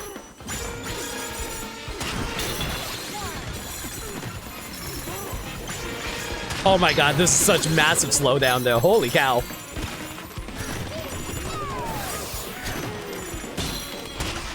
Yeah, I think I might have screwed this up here. Yep, that was a big oops. Something tells me I was supposed to build up the multiplier way higher.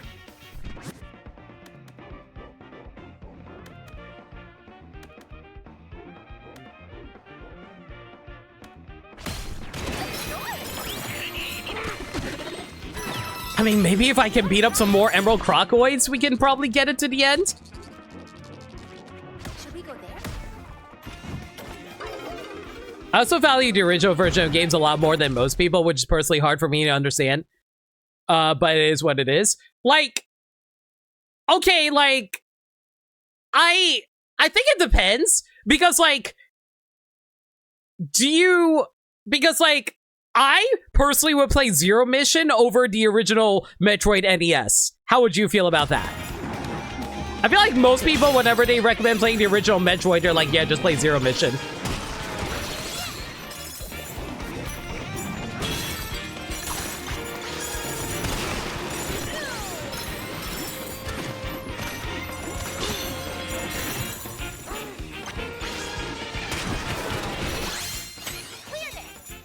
Yeah, we're not going to get it in time. We're not getting enough emerald.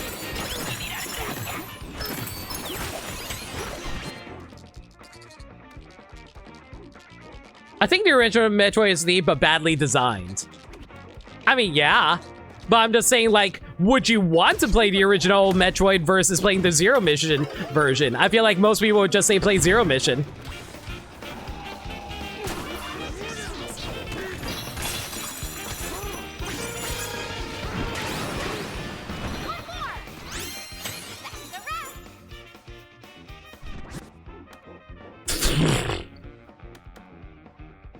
Okay, I think we're just going to have to farm bodies at this point.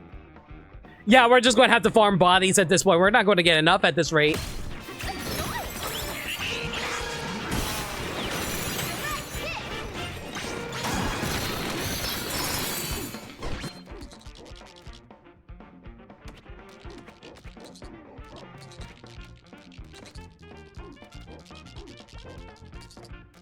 Okay, best bodies to farm is like over here.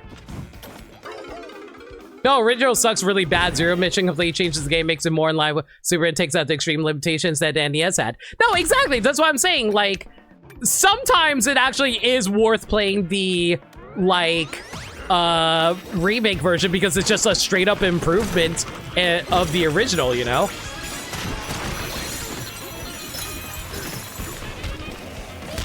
Ow. You know what? I'm okay with that.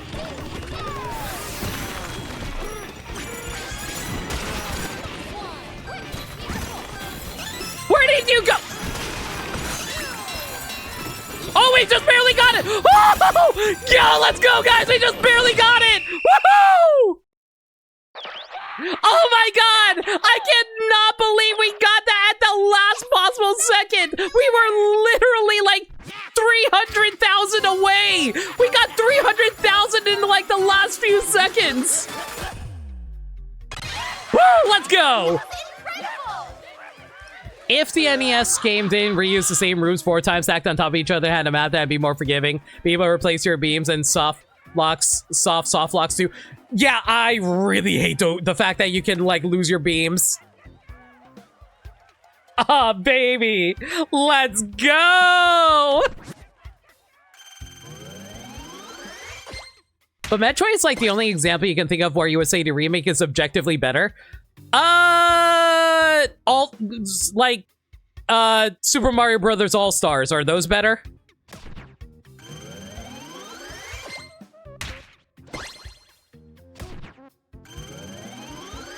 Trying to think of another example.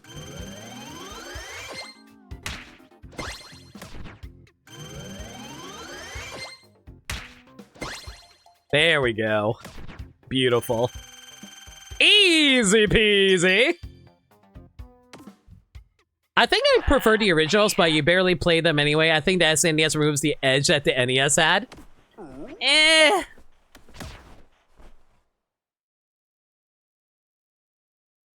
I feel like I think it still plays exactly like the originals. They just have a fresh coat of paint.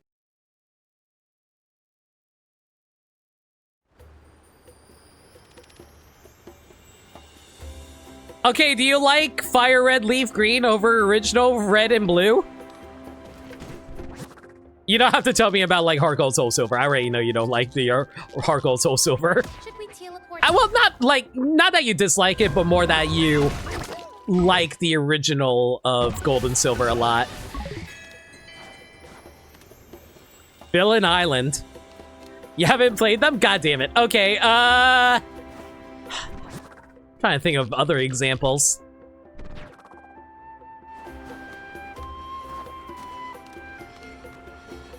I'm going through the Smash roster in my brain right now. They're fine. Quality of life is good, but I prefer the gameplay style. Like, in terms of visuals, I assume is what you mean.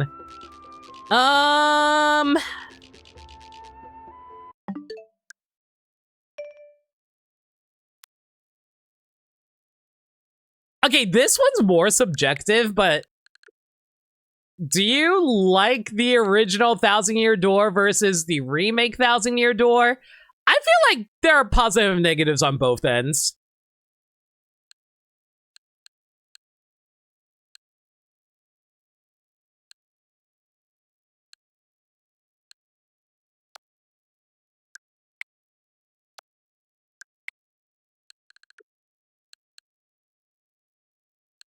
I feel like the same thing could be said for Link's Awakening as well. Visuals and audios, yeah? Okay. I'll say, hey Crane, how's it going?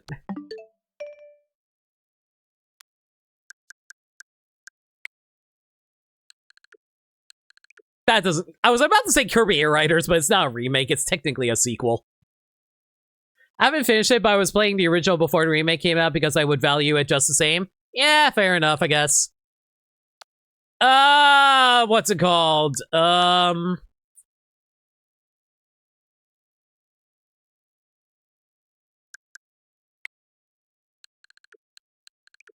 I can't think of any other examples off the top of my head right now that where the remake is just objectively better. I feel like Zero Mission is like the defining example of that.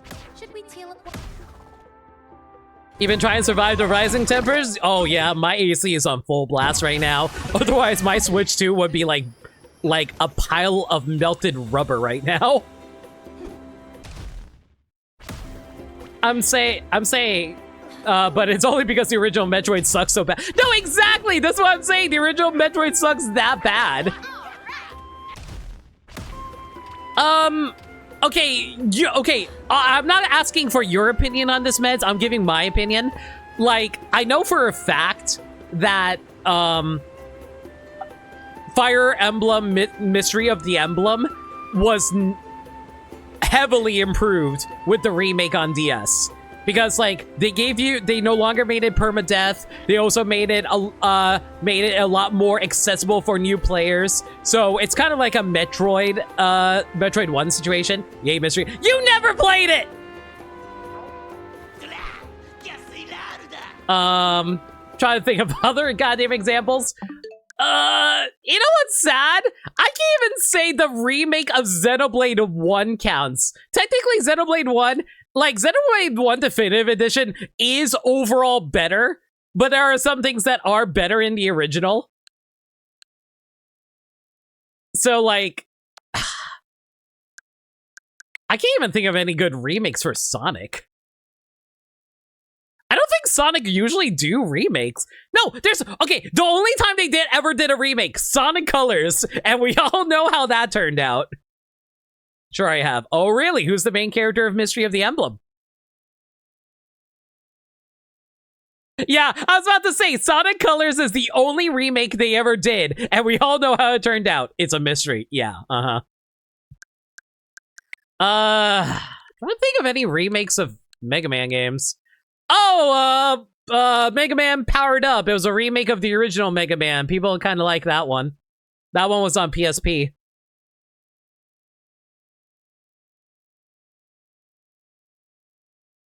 There's also Sonic Genesis. We do not talk about Sonic Genesis. Trying to think of what else there were.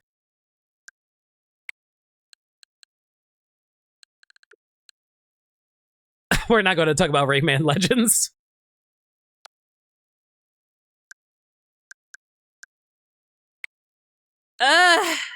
Oh, Blaster Master! Blaster Master Zero! Yeah, Blaster Master Zero is like a huge upgrade over original Blaster Master. People love Blaster Master Zero.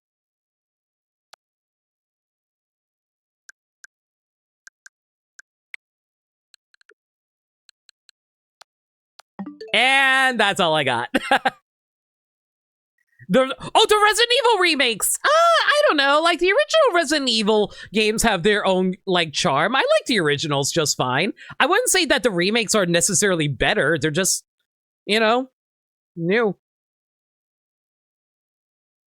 I haven't played Zero, but you did play a little of the original Blaster Master. I was very lost. Remakes are completely different and didn't replace.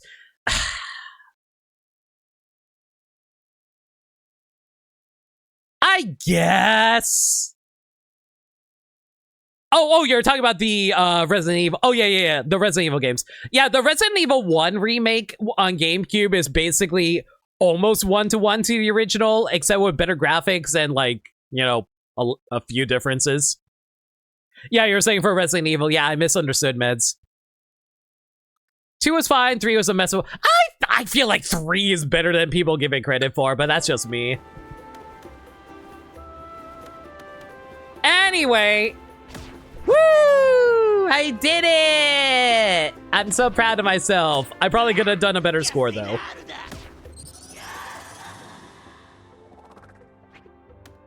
What am I working towards? Oh, yeah, right. We're working on freaking freezer layer. Ugh. All right, hang on. Let me get a better outfit for this.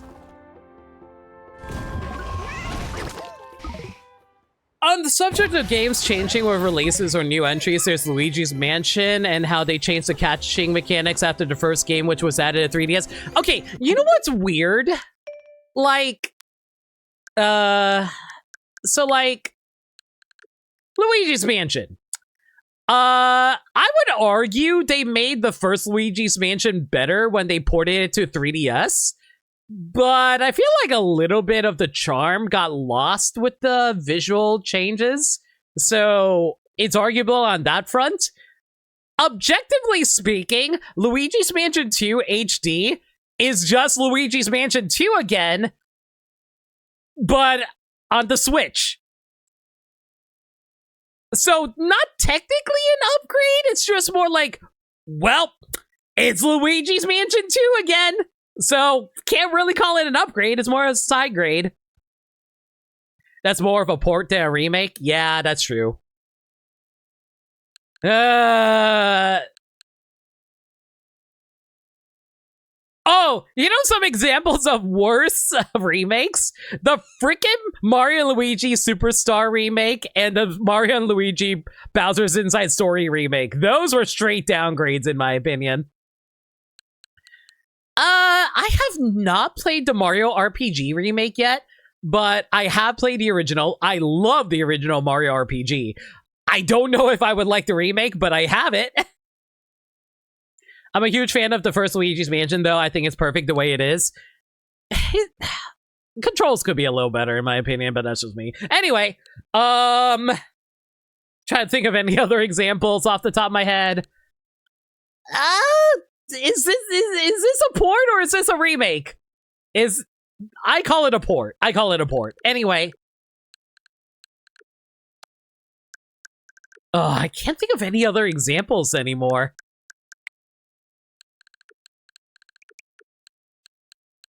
The Ace Attorney games! They got remade! That kind of counts, I think. Mario RPG remake's cool. They added a combo system to reward fine play, also affects the music. That's cool. Didn't Shantae get a remake? Shantae did not get a remake. They got a release. Basically, there was a game that was supposed to come out on the Game Boy Advance, but it never came out. But years later, they finally decided to release it. That's what got released. Oops. No, I broke my carpet. Reset my carpet.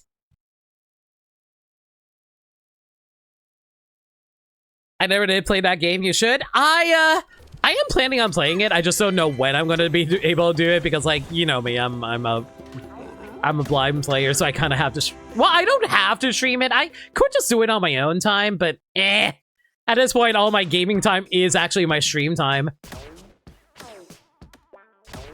Okay, let's see here. What do we want here? I guess reduce ice damage from that, or we can wear Void Co.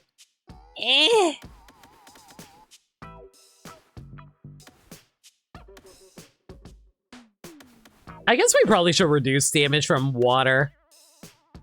Actually, do we even go into ice water all that much? I don't think we do.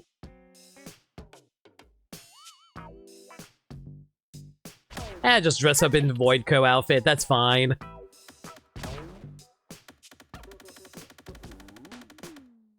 I know no one else thinks much about the GoldenEye remake. I heard the GoldenEye remake was not great. Or I might be misremembering and thinking of a different game. They managed to adjust the plot for Shantae Advance to fit between the original and Risky's revenge in the timeline. Yeah, that's what I remember it doing as well, actually. Alright. Good enough. Let's go.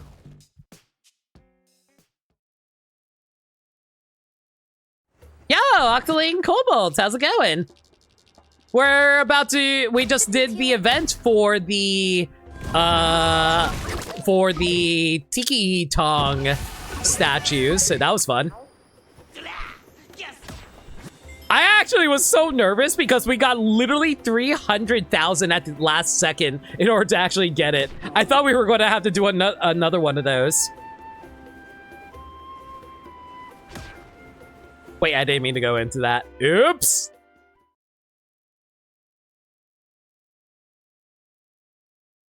I'm gonna be so real, and I'm gonna throw out a hot take. I feel like GoldenEye is trash. Like the original GoldenEye. But it might just be because it's a freaking N64 shooter game. I don't think shooters ever got good unless they were like a PC game.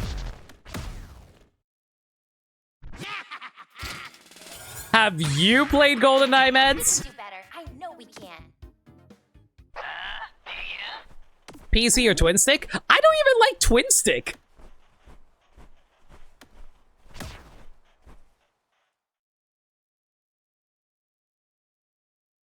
Like, I know a lot of people are like, oh, I have to play it with a controller. Nah, man, mouse and keyboard all the way.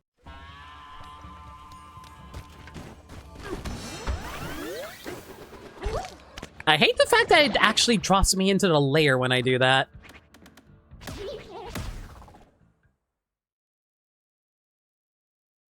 I only play twin stick when I literally have no other option. When we play Star Fox with the mouse? Okay, that's an exception because I literally grew up with Star Fox on controller. That's just like muscle memory at that point. Should we teleport? It'd be like playing like Pokemon with a mouse and keyboard. You can do it. It just feels wrong.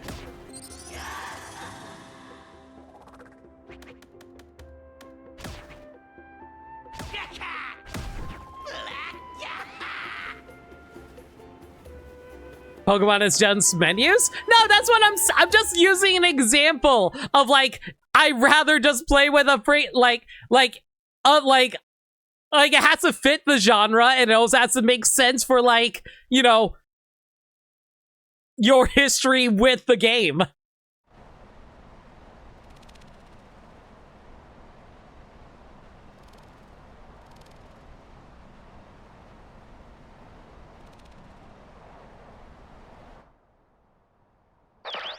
I swear to God, this better give me a good loadout. I'm gonna be so mad if it's like buns.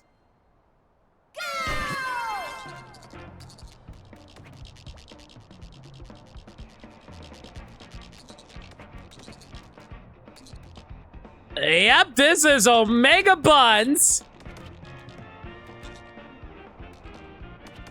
There's not a single freaking Kong around. Oh, fine. Fine. No Kong. We don't need Kongs. We are strong, independent like monster ape creatures that are capable of being able to do all of this without the help of Banazas. It's all good.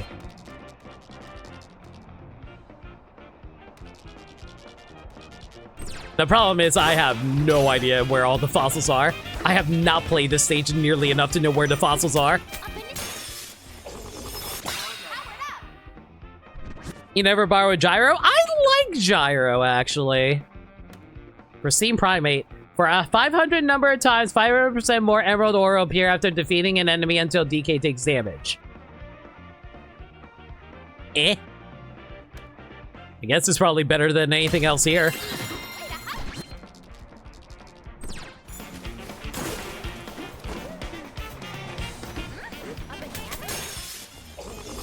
Did someone say Gyro? No! There are no Rob mains allowed in my chat! Get out of here, Falcon! But yeah, like, I'd like Gyro just fine. I'm just surprised that freaking Splatoon doesn't have mouse controls. It's kind of surprising. I guess they want to make it more aim-focused for those who don't really know how to aim with Splatoon. I don't know, shrug. You don't like Gyro? It's because you don't like moving your hands. You only like using your fingers.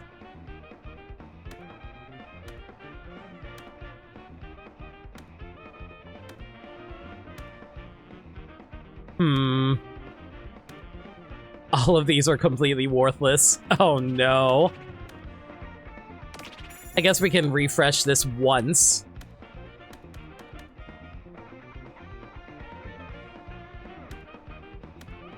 Ugh. I guess we can probably grab that. Oh boy, what do I do here? Oh wait. Hey Chad, guess who's a colossal idiot and forgot you actually start with the Banaza forms in this?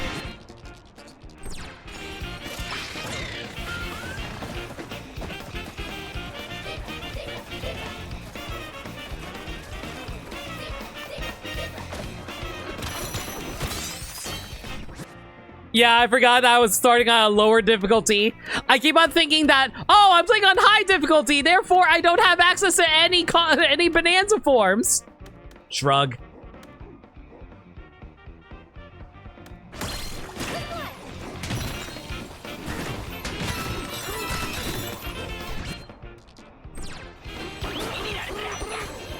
The Mario flags are funny. Yeah, it is actually really nice. It's like they were talking about this at the Direct. Like all the little Donkey Kong stuff are just replaced with Mario stuff. It's fine.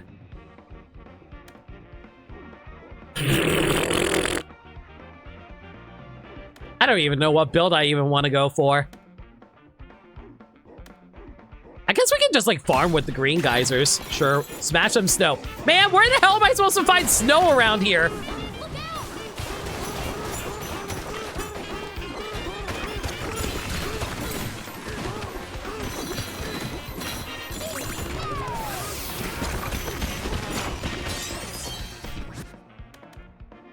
Glizoid Demolisher. More chips will appear each time you punch a Glizoid.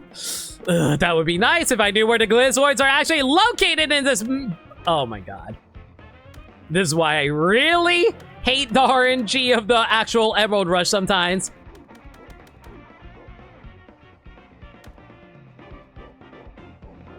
Sure.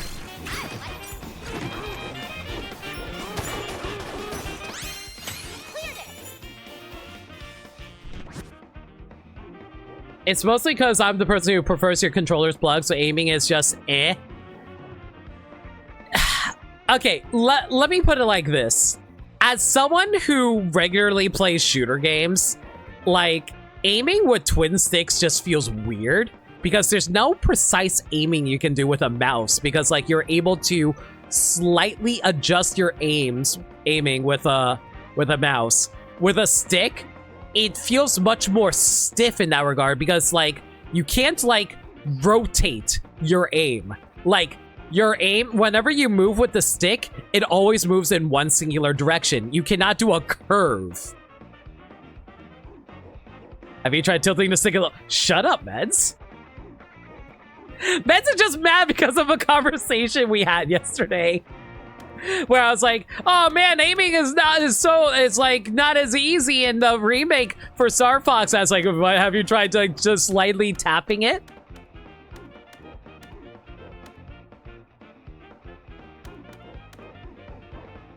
Oh, this is not great. This is not. Ah! I don't want to refresh it because this is all trash. Oh my gosh.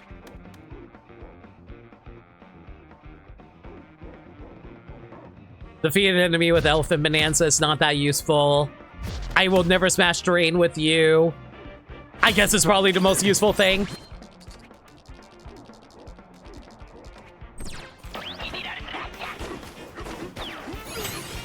High five a zebra! Can I high five myself as a zebra?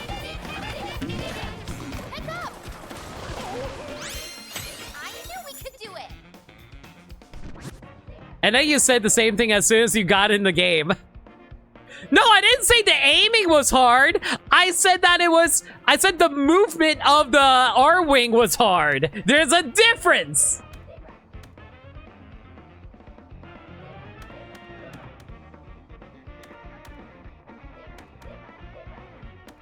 Not in Star... Well, maybe I want the ability to aim without also moving my R-Wing. Oh, wait, that was Star Fox Zero, and everyone hated it because that had gyro.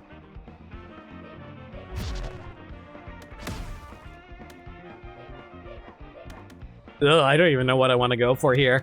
Crocoids don't even show up all that much on this in this place. Ugh.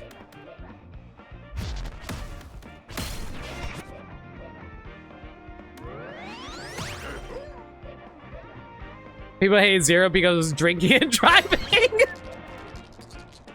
That is definitely one way to phrase that.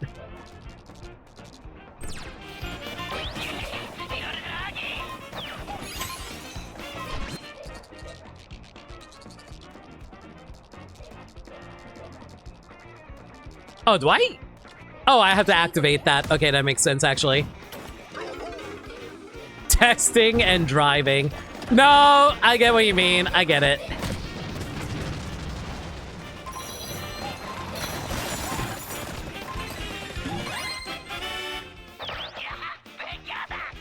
Like, the gyro is not the issue with a lot of games that feature it. If anything, the gyro is the thing that gives you the more precise aim.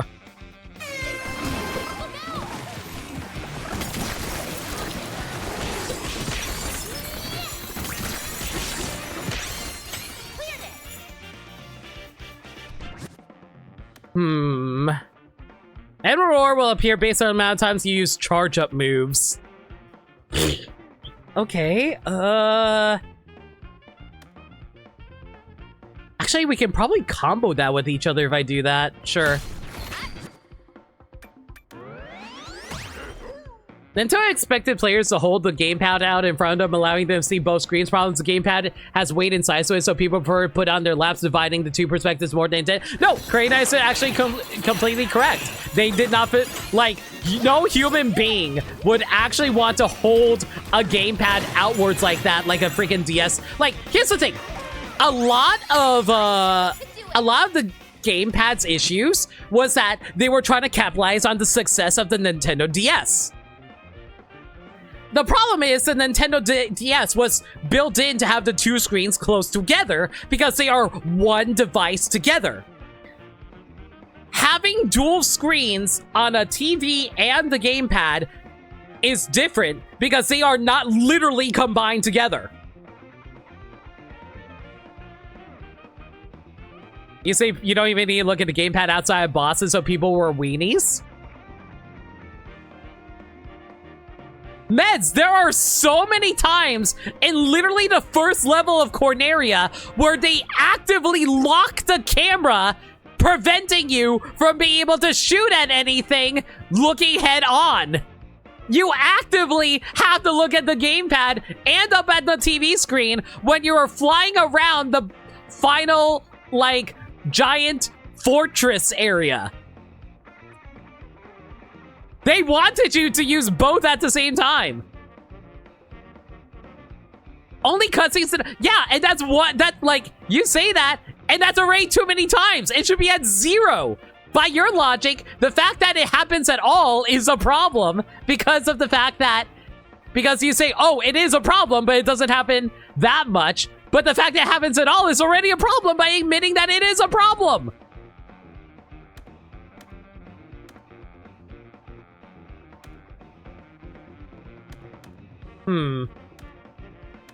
I do not think we're going to be farming melons. Ugh. Guess we can block this? Yeah.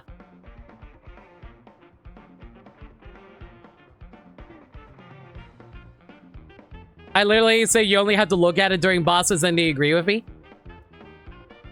Only during cuts. You said only during cutscenes.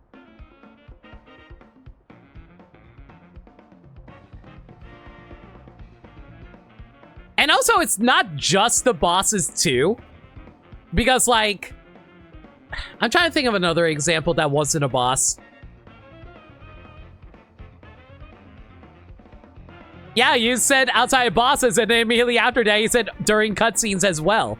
So that's already, like, you adding on to bosses, so... Oh, and also cutscenes.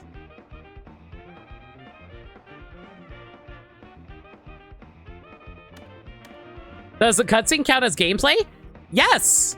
Like, well, not like a cutscene where you literally have no control, but like there are a lot of cutscenes where you can have control over it. Like a lot of people, like, it's like that example with like Star Fox 64 where there's a cutscene of like Star Wolf flying in and everyone's like, oh hey, did you know you can actually do something during this cutscene? Like one of those examples. Like you didn't even have to play during it. There are so many times where I'm crashing into stuff while that cutscene is playing.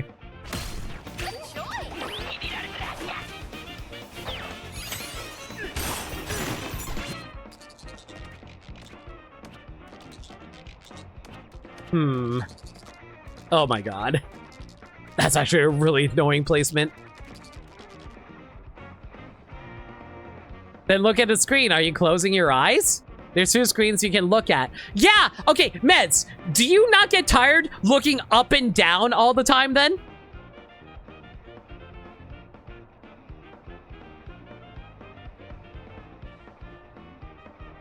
So you're saying that someone should also, if they have to pick one screen and they decide, hey, I want to play, like, be able to see what I'm actually aiming at, so they're constantly looking down at the gamepad the entire time.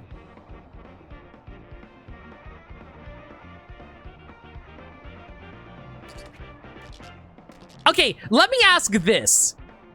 Is it a failure of game design if the intention of the developer wants you to use both screens, but then you say only use one screen? Is that a failure in game design, or is that just like you accommodating for the failure of the game design?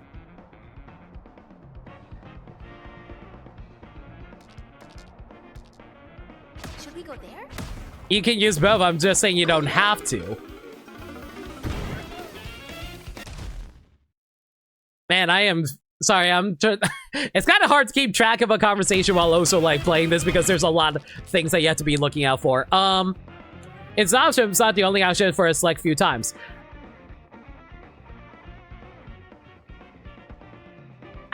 Let me ask this. If a game is designed to use both by design of the level, but then you can do it without using both, I'm asking, is that a failure on their part for not properly actually following through on their vision? Or is it a failure on the fact that the game's idea at its basis is not working properly because it's not following through on what it is trying to do? Actually, no, I think I just said the same thing twice. You know what? That's me saying the same thing twice. That's me being an asshole. What I'm trying to say is that, like, it's not a failure because their vision still exists. It's just not the only option. It's just a cockpit view.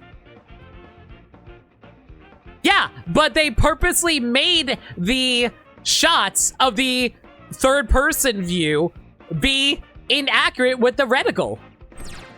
And this is not a me thing. This is a thing that people actively talk about.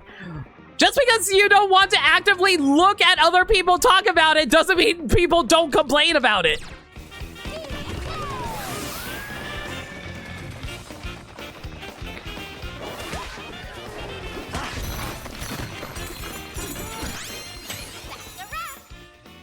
The Star Fox game is still there. Ooh, hello, what's this? Your total collected chips will be increased by half of your current amount.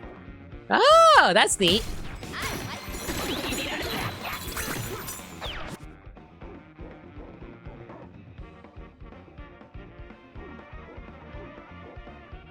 Meds, what I'm saying is, just because you don't have that issue doesn't mean other people cannot have that issue.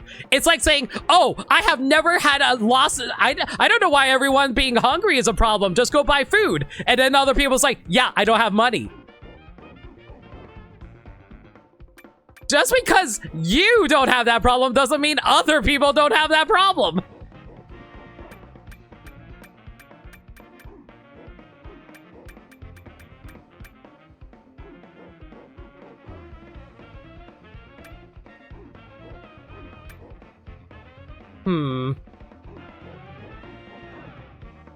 I'm saying I disagree as big of an issue as you are being assuming it exists. It's a problem because, like, okay. Let me ask this. If it is, like, a very common issue for people to the point where they actively have to seek out advice, I feel like that's a problem.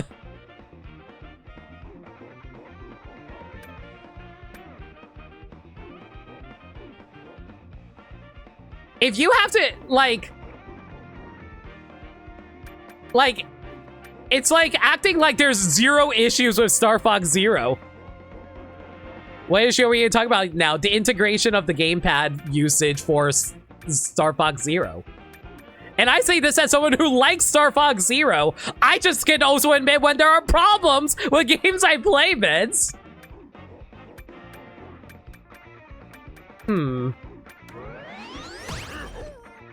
Oh, you were arguing about the reticle?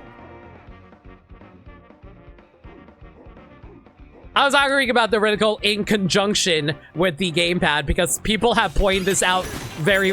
Actually, here's a barrel. Oh, shoot, where's the barrels? I know there's a barrel around here somewhere. Hang on. Oh, actually, you know what? I have an idea. Oh, this was a bad idea! Oh, this was a bad idea! Oh, I'm not smart! I am not smart! No, I'm a genius. I saved it. I'm so smart.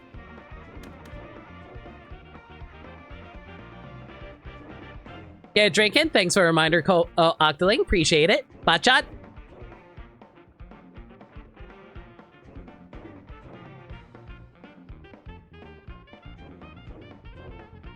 I'm saying the gamepad is overblown. I don't necessarily agree with that either.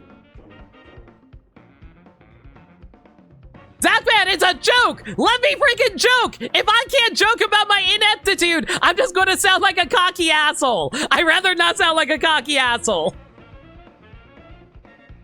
I see insane complaints about the gamepad over and over. I'm here saying that there's a different option. I'm saying that, like, I'm saying that for you, like, specifically meds that, what am I trying to say here? More eyes. No, let's grab that. I'm saying that, I knew we could do it. I'm saying that, like, why is there no other options aside from just the gamepad? If you truly can play it without having to use the gamepad, why can we not use, like, a pro controller then?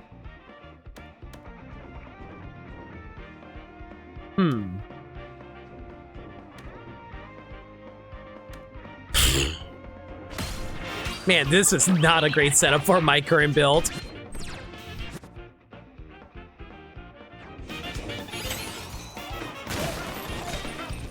Because, like, I think we can at least agree that the gamepad weighs more than a normal controller.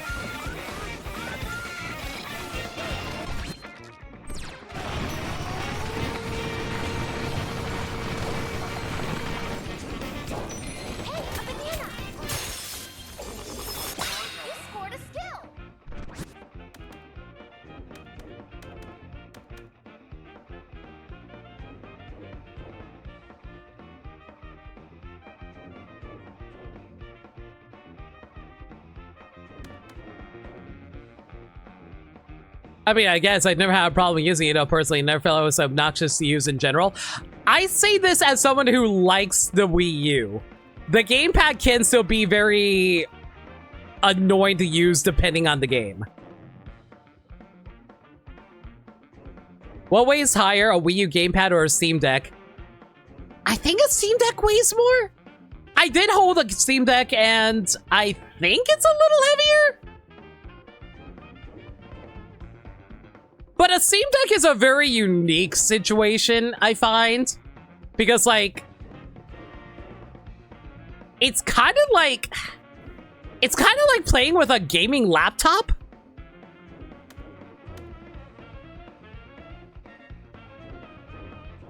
I don't know, it's just like, low health. That's actually not useful for what I'm doing right now. Yeah, I guess we'll go for this.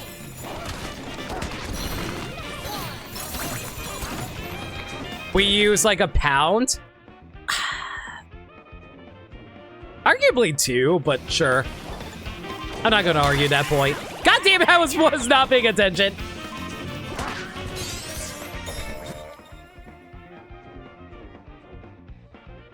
The gamepad is even like, no, I disagree with that. I actually disagree with that. Like, I will actively check right now. I will actually pick up a Switch right now just to compare.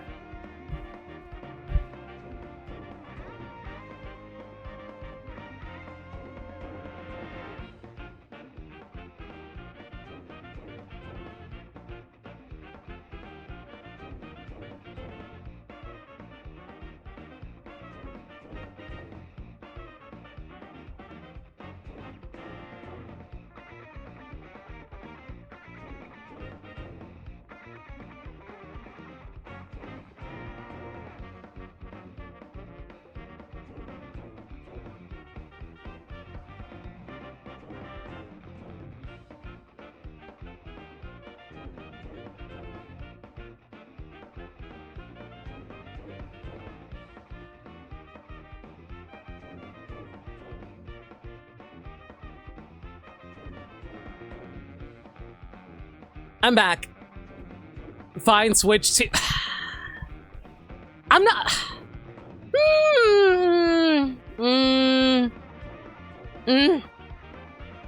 It's kind of hard to... It's kind of hard to gauge because, like, I didn't hold the Switch 2 nearly as much as the Switch 1.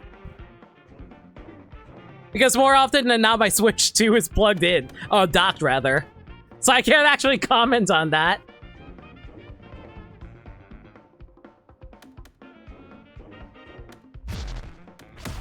I guess guess the Switch 2 probably weighs more from what I remember.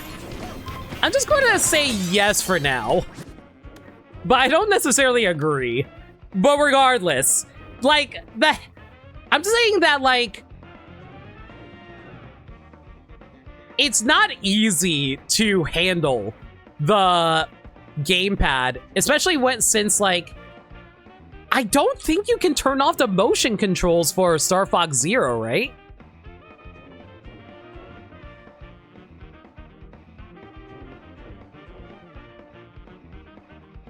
So you would constantly, if you're playing with the gamepad on your lap, it would constantly be like, it would constantly be moving based on just like inherent like normal body movement while playing a game. No, you just have to reset the reticle constantly, which is annoying, but it's not the yeah, that's what I'm saying. Like, the fact that you actively have to constantly reset the reticle if you don't want to use the gyro, but the fact that they have the gyro on always, that means they wanted you to use the gyro. Is that wrong to assume? You'd have to do that on the gamepad anyways? Yes. I'm not saying that resetting the gyro is a problem. I'm saying that they wanted you to use the gyro, so you have... So, I'm not saying you have to use the gyro. I'm just saying, by design, they wanted to use the gyro, so we are like... Okay, here's my question. Are we gauging it based off of, like, the intention of the creator, or by you manipulating the game away from the intention of the creator to better make it more playable? That's my question. Are we thinking about, like, from a design, like, the intention perspective, or are we looking at it from a, hey, here's how we can manipulate it? You know, okay, you're basing it on what you can do with the game. Fine. So let me ask this. If we're going by that, then would it be like,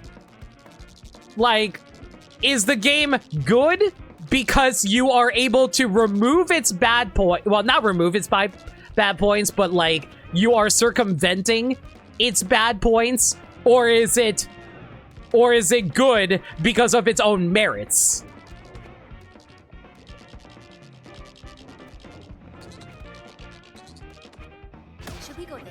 Because, like, at that point, we have to look at it as, like, if it's based on its own merits, then we have to, like, see what is actually good about it, rather than what we are trying to avoid about it.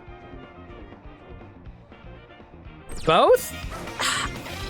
I can see what you mean by both, but more often than, but, like, if we were to, like, okay, let me ask this. When you say a game is good, are you looking at it like... I'm not saying objectively, there's no such thing as objective when it comes to opinion.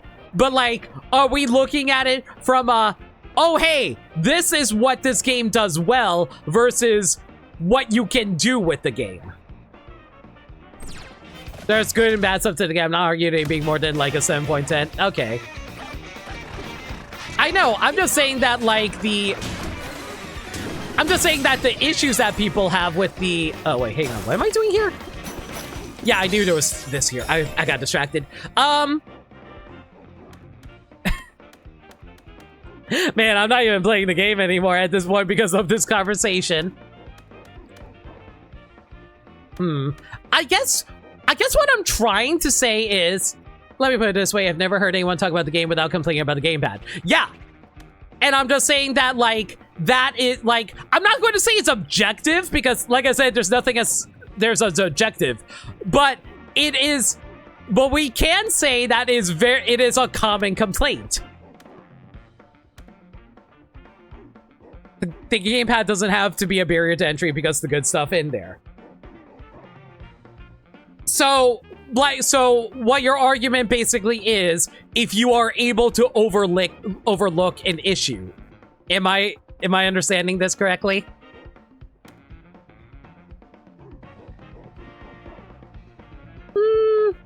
I'm debating if this is worth it. I guess it's kind of worth it. No, don't get in the water! I'm so mad. It's the only complaint. I haven't heard anyone else say anything about the actual... You know what? No, I agree with you, Meds. I actually agree with you on that. Don't get me wrong.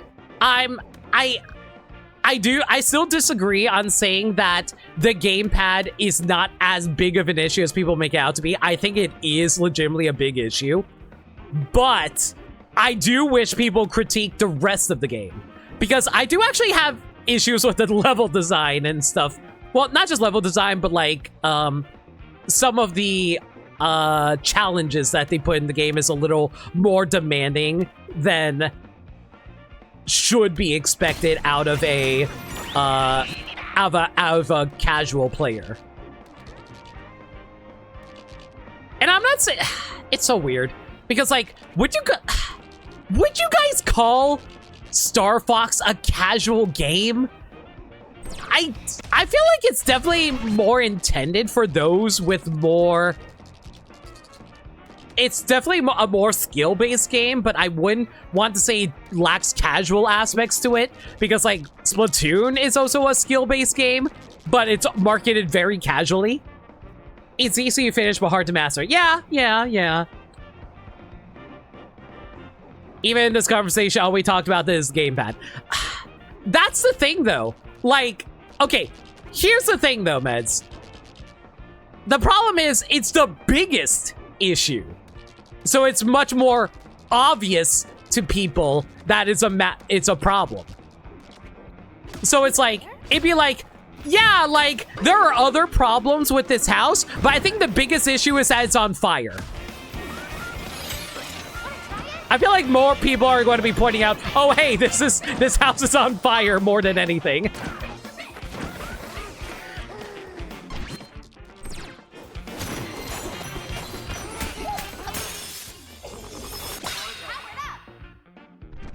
So that's why it's usually the first thing people bring up, because it's the biggest issue. It would be disingenuous to say, hey, this game's biggest, like the issues with this game, it's a level design, and you have to, we'll just not talk about the gamepad. It's the biggest, but it's not insurmountable, because I'm saying you don't even have to look at it 90% of the time if you choose not to. People just don't know it's an option because it's not presented that way. See, here's the thing, though, Meds. Like, your argument usually, I feel like you and I have two different solutions to Star Fox Zero's biggest issue. My solution is swapping the screens using the minus button. I feel like that might actually be more digestible for people versus not looking at the second screen, period. But that's an opinion thing. Probably want the treasure hunter, right? Probably.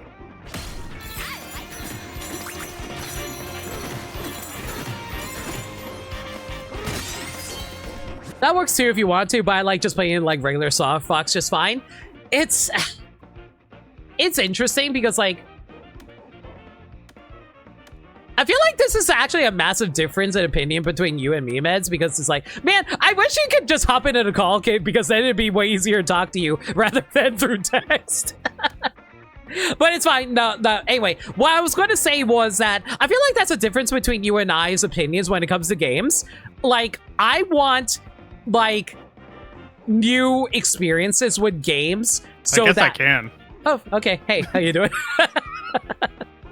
I just get worried because I worry sometimes it comes off as us, like, actually arguing rather than just, like, debating, you know? No, I get it. Yeah. Anyway, well, I was going to say that I feel like the difference between you and I when it comes to games is you're okay with the gameplay never changing, but, like, the levels being different, whereas I'm like, hey, I need a little bit of a shake-up so it's not just, like, the same thing over again, because otherwise we get, like, a new Super Mario Brothers situation.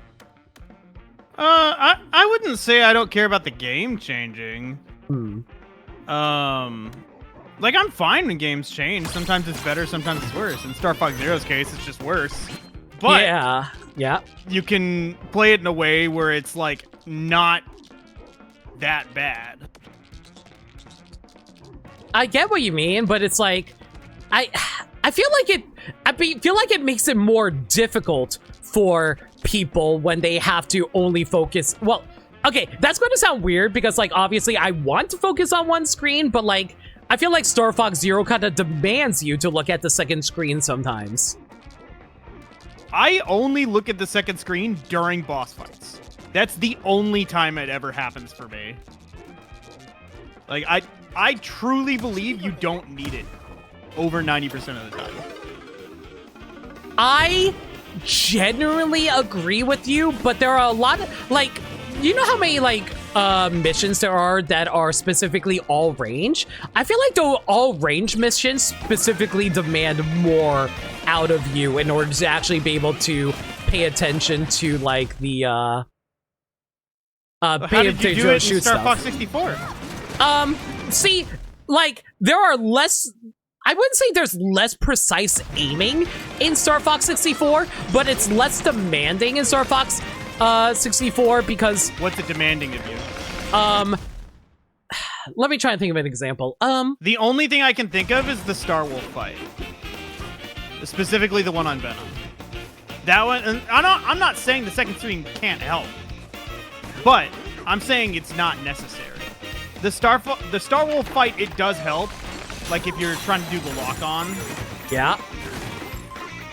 But, like, I don't know. I really don't even use the lock-on a whole lot. I'll use the lock-on, like, to find the enemy, but I won't hold it. I feel like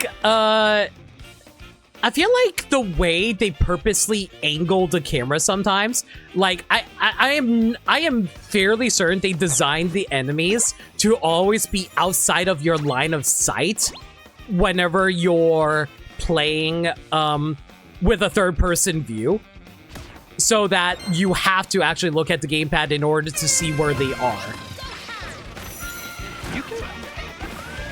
Like, you know, in terms of enemy behavior, to be clear. Huh? Like what enemies? Like for like the bosses or like Star Wolf, etc. Because I would argue that Think of a boss except for like the ring thing that you have to target onto that makes you. Oh, that was weird. Like that specifically feels like it's designed for that. Yeah, that's what I'm saying. It's like. Yeah, that's part of the 10%. Like those bosses. I feel like those happen more often than you're giving it credit for. There's only 2 of them. Maybe 3 if I'm forgetting one.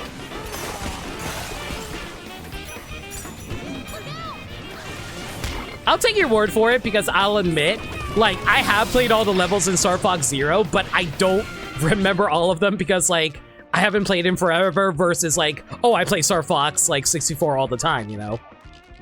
I didn't play it, like, all the way through recently, but I did play it, like, 4 times in a row.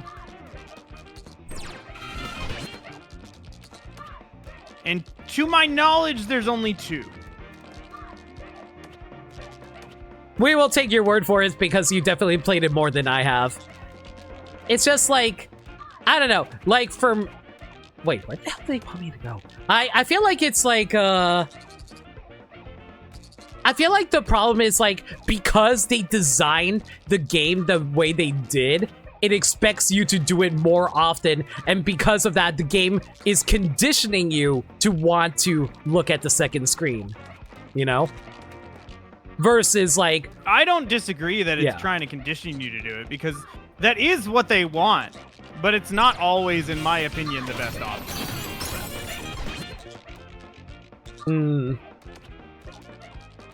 You know what's surprising to me? From what I heard about people saying playing the demo back in the day before they delayed Star Fox Zero again, they actually said the controls were even worse back then. Which is wild to think about. Like, I don't remember exactly what they did differently. I just remember they specifically said that, like, they expected you to do way more than was actually feasible at the, for certain players at the time.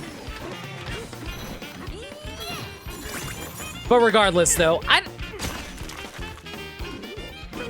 it's, I mean, the fact that we are arguing, like, not arguing, but like, you know, discussing this also points to the fact that this is going to be like the most prevailing argument about Star Fox Zero, even more so than the actual level design. Yeah, I mean, like I said, I'm not here to say it's good. I'm just saying there's a different option. Mm-hmm.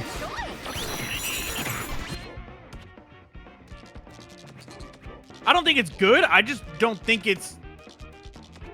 Like I said, I don't think it's an insurmountable issue. You could just not look at it most of the time and be pretty okay. I feel like like this is the main hang up for me, and I know you disagree on this, but like actually but a lot of people have pointed this out, even from like actual speedrunners of the game, that like even if you do focus exclusively on the top screen, well, quote unquote top screen, you know what I mean, they made the reticle have a flaw to it where they want you to look at the more accurate reticle of the tablet screen. I just don't see it. Like, maybe somebody who's like top score contender can find it, but like me, who's played for decently high scores, although I don't think it's a very good high score game anyway. Like, it tries to pretend to be, and I just don't think it is. But like, I don't know, I've just never noticed an issue with it. The only times I ever notice an issue with it are when you try to use the gyro, and then it's not accurate on the top screen anymore. But if you're not using the gyro, then the reticle acts just like it did in 64. The thing is that, like, okay, can we at least agree that using the reticle does lead to more precise aiming compared to just using the stick? What do you mean? Like, okay, so like, you know how you were saying that if you use the gyro, it doesn't, it might not lead to proper aiming? On the top screen, yes. Yeah. So like, the thing is that like, most people would actually, well, not most people, like, it would be very common, because of the fact you cannot turn gyro off, people would naturally use the controller as a gyro to aim. So that would be their first instinct, right? Yeah. So, because of the fact that they are using the gyro, that leads to, like, poor aiming. Because, like, because they are controlling the R-Wing separately from the actual reticle that you are aiming with. I think that's accurate, I wouldn't right? say it's like a super huge difference. It's like between a 5 and 10%, depending on where the reticle is. Like, difference in distance between your shot and where the reticle shows. Mm-hmm. But I mean, it is enough to, like, it is and it isn't. Like, it is enough to where, like, if you're really trying to be precise, it can be iffy. But I mean, like, there's some times where, like, I don't normally use the gyro, but there's some times where, like, I won't look at the reticle and I'll just feel it out and just keep shooting and gyro my way to hit, like, Star Wolf or something. I get what you mean by that. Like, I do the exact same thing. But, like, it is annoying because, like, because they did actually purposely change the reticle in such a way that it's hard to actually be able to simply use the reticle to aim rather than just, like, feeling it out. Because, like, I don't think it was, like... I don't think they did it intentionally trying to mess with the top screen. I think they did it trying to make the bottom screen good and accurate, and as a byproduct, the top screen gyro just isn't as functional. I mean, okay, so that's a game design thing where it's like you purposely make one part of the kit weaker so that you would be more inclined to use the other kit. They didn't purposely make it weaker. They purposely made another one stronger. Yeah, but the problem is the second one is the original style, you know? So it's like you're basically taking away what was already there to begin with by putting it elsewhere. They didn't take it away. It's still there. They just added something else, but it clashes.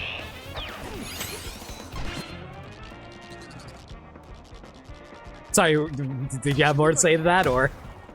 No, that's it. Okay. Hey, Like, Gaddy. The way that they implemented the bottom screen wasn't meant to detract from the top screen. It just by... Not by design. What's the word I'm looking for? It just doesn't... You can't do it both ways. So they decided to try... and make the bottom screen more immersive. I am not saying that, like... I'm not saying that they, shoot, I forgot the first part of what you said. I'm actually trying to say the opposite of what the first half of your sentence was. You were saying that, like, they didn't make it better to make the top part worse. I think it's actually the reverse of that. They made the top part worse to make the bottom screen better, you know? Yeah, that's what I'm saying. Or that's what I'm arguing against. I don't think they intentionally made the top screen worse. It just happened to be a byproduct of what happened. And it's not even... I still don't even think it's worse. I think it's just different. Because they intended for you to use both screens and to swap between them. Yeah? It's like it's supposed to be a marriage. Unfortunately, some people don't like that. Ow. Apparently that was a freaking challenge card for Donkey Kong Bonanza. But, like, I don't like it either, because it's like, how do I put it?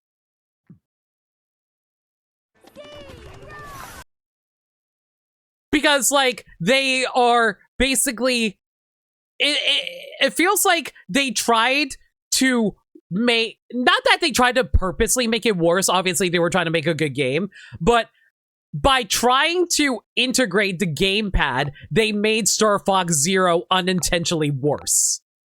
And that's the big issue for a lot of people, including me. Yeah. Because I feel like Star Fox Zero could have been so much better if not. Yeah. Yeah. Even without the gamepad, I think it wasn't going to be the same as Star Fox 64. I'm legitimately so torn because, like, even without the gamepad, you're right. I don't think it would have been as good as Star Fox 64. But, like, man, I feel like they could have made a really good game, though. And I mean, they made a pretty good game. It's just not, like, great. Like, you know how you said it was like a 7 out of 10? I think it would have been an 8 out of 10 without the gamepad, though. I think I still would have called it a 7. Because it's got some really cool ideas that it doesn't take anywhere. I think it's got really cool scores, or really cool ideas and tools for getting high scores. But the gameplay is not set up to do high scores like Star Fox 64 was. Even though it pretends to be like it is. No, like, I agree with you. I actually 100% agree with you. Because I see the game more as accomplishing the missions they want you to do, basically. Yes. So, like, yeah, they focused in a little too much on... I don't even want to say story. But, like... I think it's I guess. I think it's objective based. I think this is more of an objective based Star Fox game. But they made an arcade mode. That's the thing. Like, they made it. Like, you're right. But then they made the arcade mode. And the arcade mode's a whole other thing that pisses me off. Why do you only get one life in arcade mode? That's so stupid. I mean, I kind of get it because they're basically trying to see how far you can get in one attempt, basically, you know? That's not argument. Well, a one DC in a shmup or like rail shooter is usually a self-imposed challenge, you know? Yeah, well, like, let me put it this way. It's not you have one life. It's you can only have a maximum of one life in reserve. Oh. Yes. Why would you do that? That's still weird. Yeah. Listen, it's almost even weirder. So can we get a Discord feed? Yeah, sure. Hang on, Gaddy. To be fair, we're not really focusing on the game. We're just discussing Star Fox Zero. I'm trying to get 400 in the Star Fox demo. Yeah, I figured. All right, there you go, Gaddy. It really does feel a lot better with the N64 controller. Oh my gosh. That's good to hear. I'm just waiting for the Air Riders event to start. Oh, the Air Riders there an event event? is this week, isn't it? At the top of the hour. Wow, how long does it last? 3 days, like the rest of them. I haven't. I planned on playing every Air Riders event, and then I missed the first one, and I'm like, well, Yeah, guess that'll I'm do it. never playing any of them. You know, it's Well, funny. you can- Yeah, go ahead. You can't completely miss the rewards anyway. It's no big deal. Oh, really? Yeah, I think like spare decals, titles, and hats, what have you, end up in the shop afterwards. Oh, cool. Oh, wait. I didn't realize. I didn't realize that they go into the shop.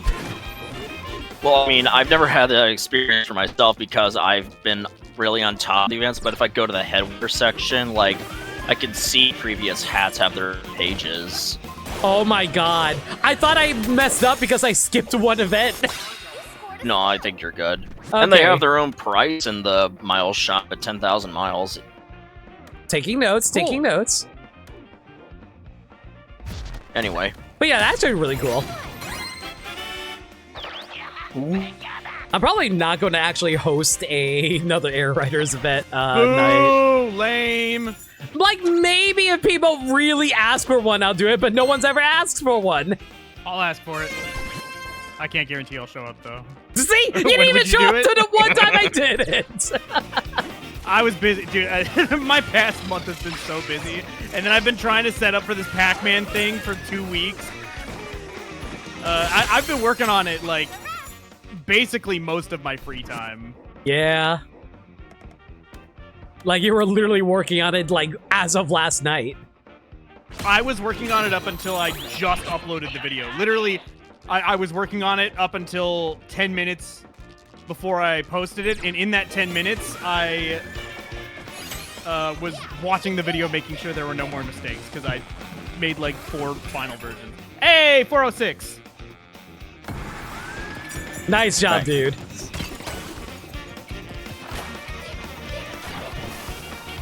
I've already taken care of the Banaza event, if you were wondering. Dude, I almost missed it because I was 300,000 short. I was like, well, I'm not getting it. And I got 300,000 in literally the last 5 seconds. Yeah.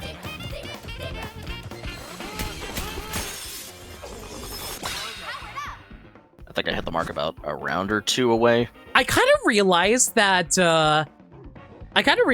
charging wasn't nearly as useful as I thought because, like, I think they actually wanted you to have low health the entire time. Oh yeah, they totally did, and they also wanted you to take damage with Kong armor. Yeah. That one I was aware of.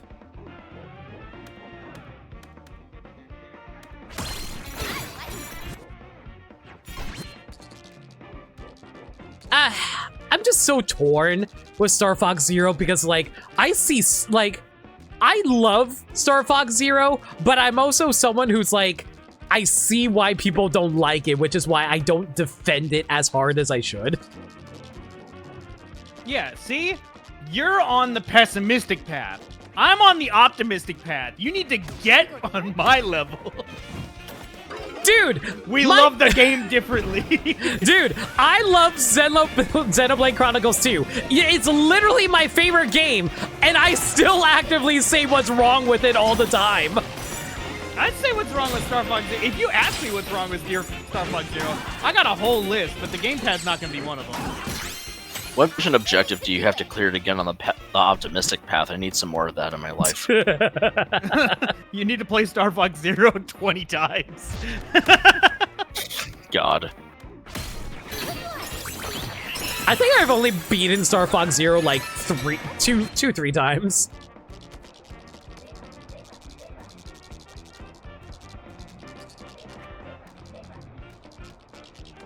Should we go there?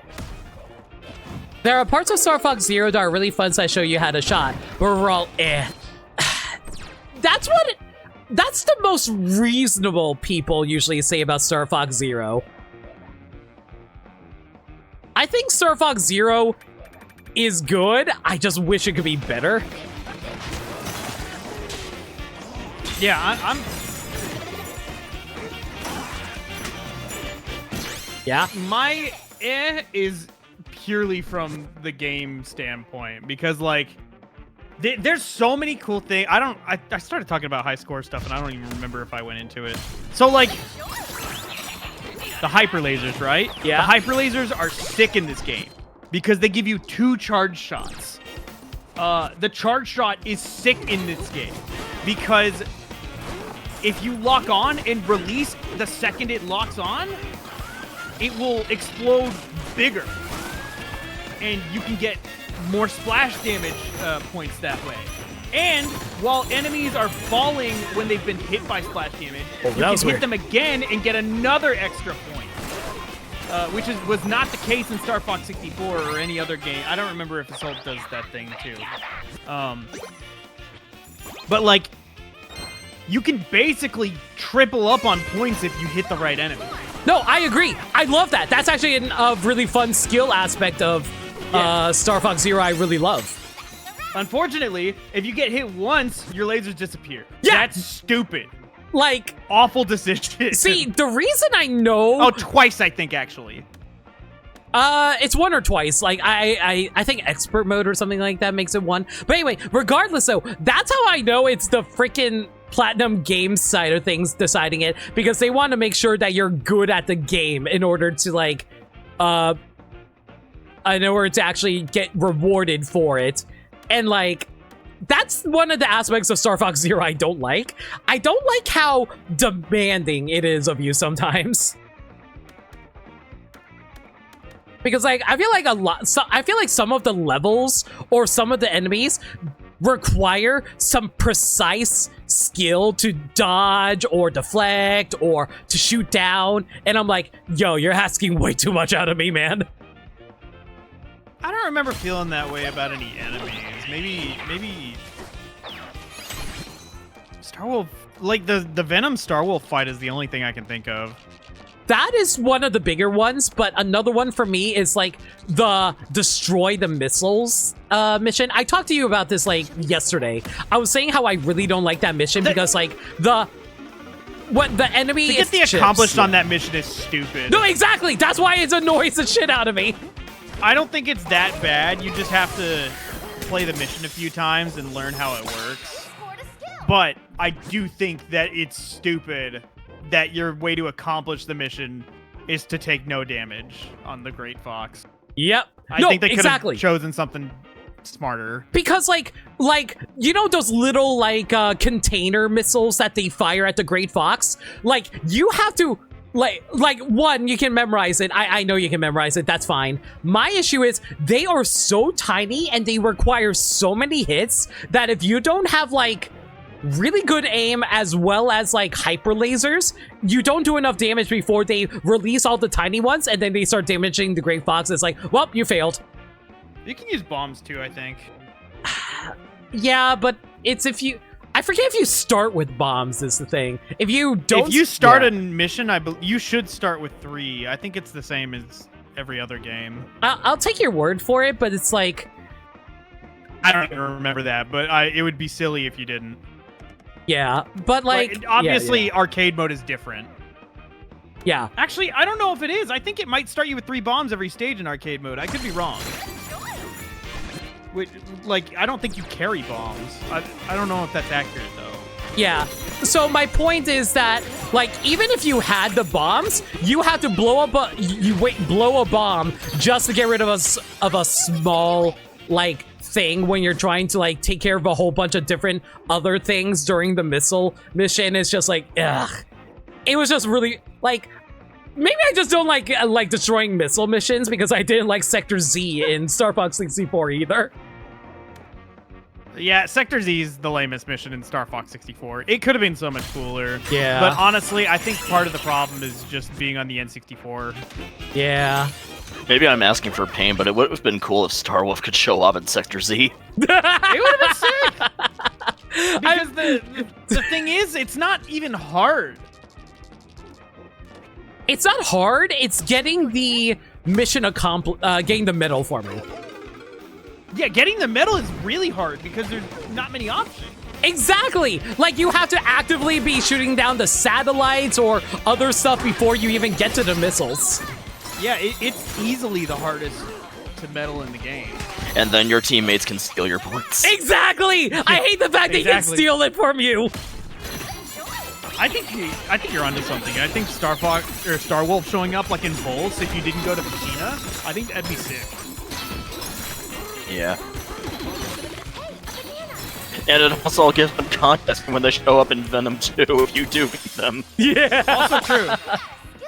Because if you Yeah, do them fail, showing up, like already beaten in Venom 2 is kind of funny because it's just like, what happened to you guys? not to mention if you fail Sector Z, you're automatically locked out of Venom 2 anyway. Oh, yeah, true. do Yeah, you you go straight to Pulse. do you think they'll actually feature the beat-up Star Wolf team in the remake? I hope they do. Absolutely. I'm kind of curious what that'll look like in the models. Something else I realized is I wonder how they're going to handle having to discern your allies from your enemies on Katina from a narrative standpoint. Oh my god. Ooh. Sorry, go ahead. I can kind of accept it in the somewhat serious, somewhat cheesy set tone of the original Star Fox 64. I don't know how I can accept it in the more cinematically serious Star Fox remake. Bill actually starts getting mad at you. He's like, "Fuck!" What are you doing? Are you a traitor or what? Yeah, you hear the pilots going down. Why, Star Fox? You monsters! See, I want them to actually penalize you for every friendly ship you destroy. Dude, that'd be awful. It'd be awful, but it'd be really funny. that would be awful. Because I don't even know if your bombs distinguish between them. Yeah, I don't think they do.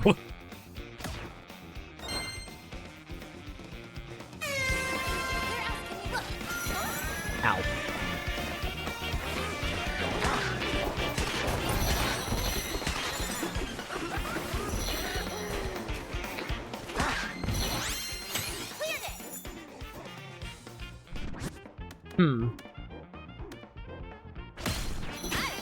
Also, the Bananium chips from this event put me over the top to get all the statues in the game. Oh, hell yeah, let's go. I got all the, I think I got all the statues like 2 events ago. Did you get the disc from Squawks? What? Oh yeah, the Mario version of Emerald Rush was added to the rotation. You can get the disc from Squawks for like 999 Bananium chips. I will do that as soon as we're done here. You should have plenty. Yeah, I should have plenty after doing all the events.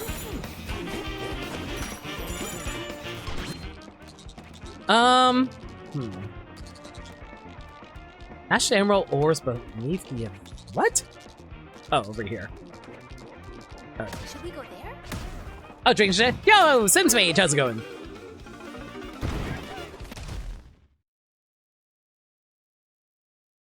I'm kind of curious how they're going to handle Macbeth. Specifically, the audio for it. What's wrong with the audio? Oh, you're talking like the vocals? The vocals, yeah. What, you mean the vocals for the Forever Train engineer? We know what he Yeah. sounds like. We know what he sounds like. Oh, we Oh, do? did it show it in the footage? I didn't know. There's treehouse footage of it.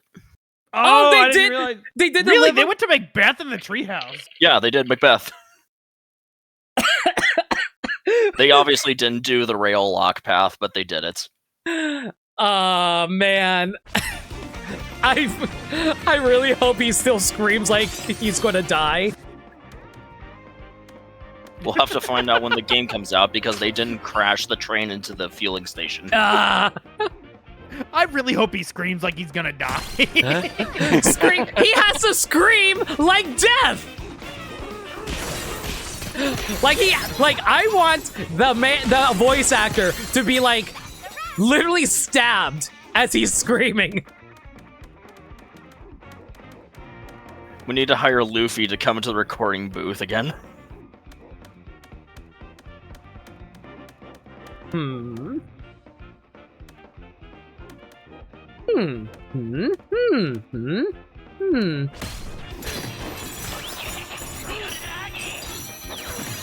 Mario going in the doors in the hotel in Sunshine. I didn't even know he actually makes noises. Should we go there? One of these days I will actually replay Sunshine. And hopefully actually complete it because I never completed it.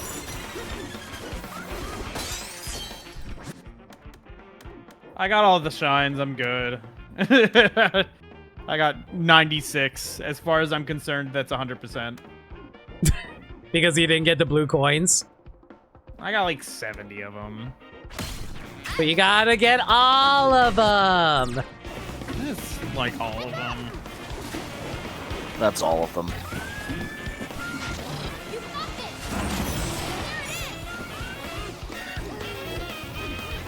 There you go.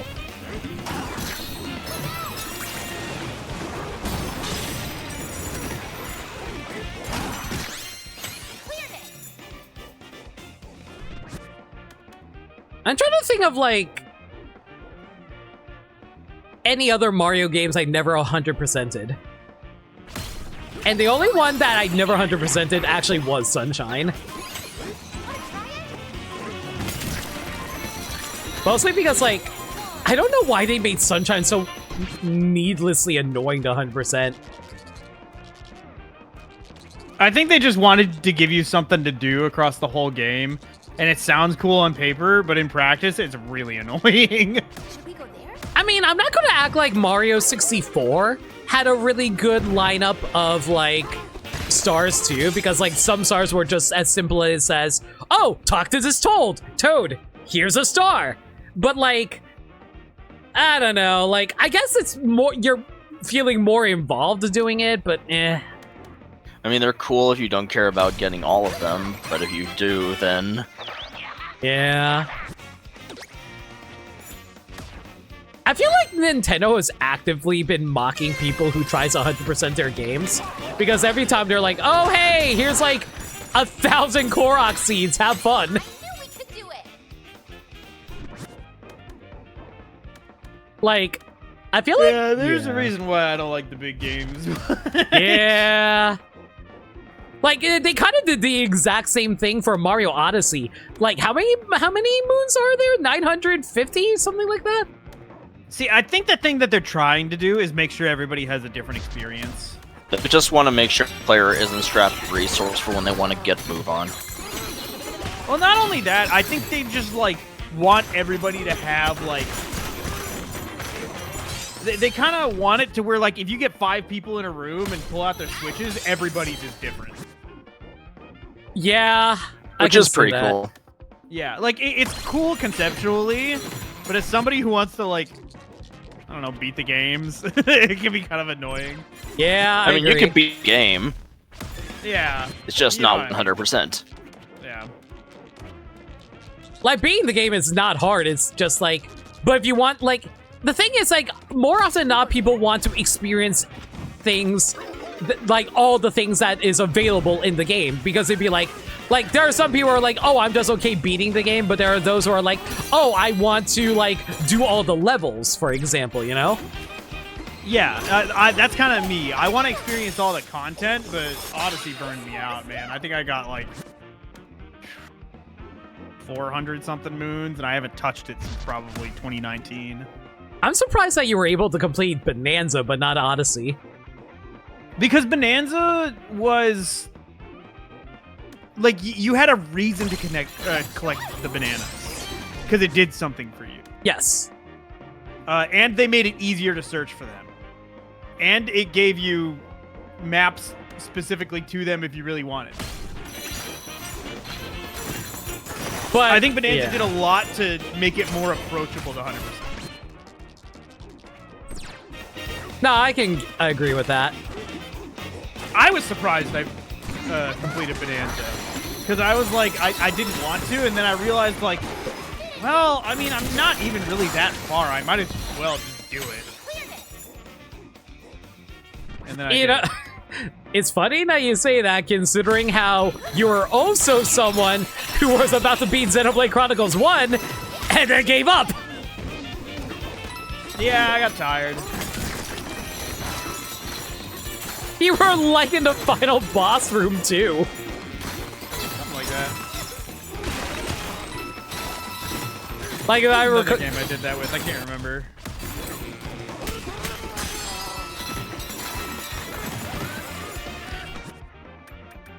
I think it was Persona 5? Yeah, because like I think you did yeah. That one I wasn't that close to beating the game. I beat the space place. Oh, actually, yeah, you would have still had like another 20 hours, I think. Yeah. And again, I was really enjoying Persona 5. My ADD kicked in. Yeah. Hey, at least you finished Persona 3. Yeah, if I'm playing it with Liz, then I'll finish it. She helped. He helped. She hope.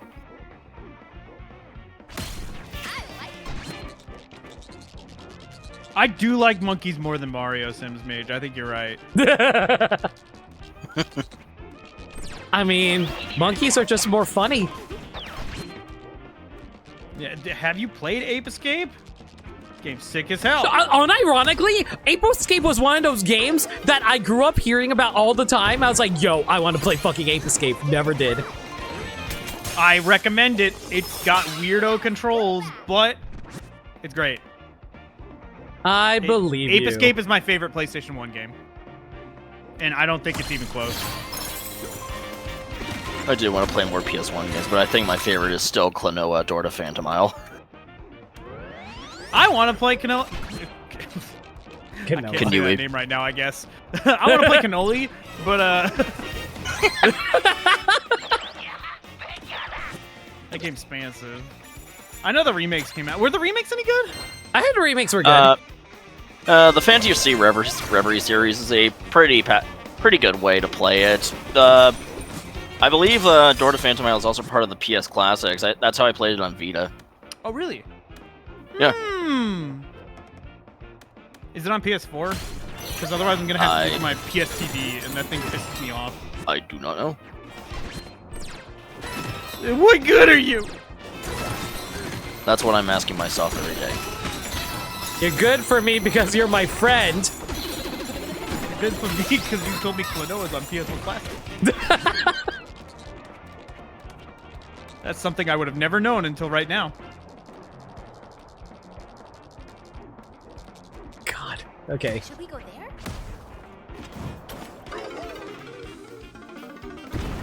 Yeah, Limit, you gotta find your N64 controller and play Star Fox with it. It's so much better. I've basically adjusted to it by now. I like how you did it all with Medio. Medio's like probably my second favorite stage in the game, so I'm glad it's the demo. What is my favorite stage? Hang on, I have to think Area about 6. this. It's everybody's favorite. I do love Area 6. It's not Aquas. You know, Macbeth is up there. Macbeth is definitely up there. You know, I really like Zonas. I wouldn't say he's my favorite, but it's Zonas really is up good. there. I like Zonas. I think I put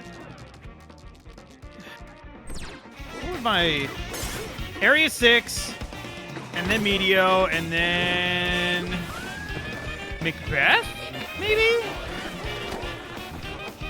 And then Sector X, then Zonus, then probably Sector Y. Sector X, I don't know why. Sector X is very forgettable to me. Don't ask me why.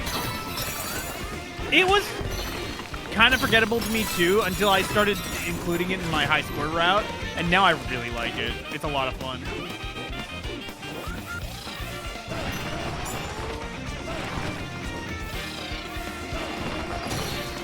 Yeah, Medio is very close to my favorite stage in the game. Well, I cannot find it on the PlayStation Store's website, and I Damn don't feel it! like booting up the PS4, so I think I'm eating my words on this one. Wow, Gaddy, But I can't believe you lied. I didn't lie because I really did play it on Vita. It probably got delisted or something. Yeah. Yeah. I love video games. I love digital-only games. Yay! Which is why I buy everything physical. Okay, let me ask this. If you were to get Star Fox, would you get it digitally? Because, like... Physical. Okay, the reason I ask is because, like, Star Fox is one of those pick-up-and-play games, so it might just be better if you just got it digitally since you can easily play it that way. I agree. It is one of those games. That's how I have it on 3DS, and it was very convenient. Yeah. But I do regret not having it physically just because I like Star Fox that much. Hmm. I want it digitally because it is that kind of game, and also because it's cheaper. There's places where you can pre-order it that have it at the same price. I think Walmart and Amazon right now are honoring it. Yeah. Hmm. Sadly, not Best Buy, which is annoying because usually my Best Buy is my go-to. Yeah, but I have coupon and points with GameStop, though. So I can get dollars off. I mean, whatever is cheaper at the end of the day, right? Should we teleport? Yeah. Yeah, you never had a reason to approach Squawks tonight because you have all the statue. Yeah, I have all the statues, so I never thought to actually see them. So just give me a disc?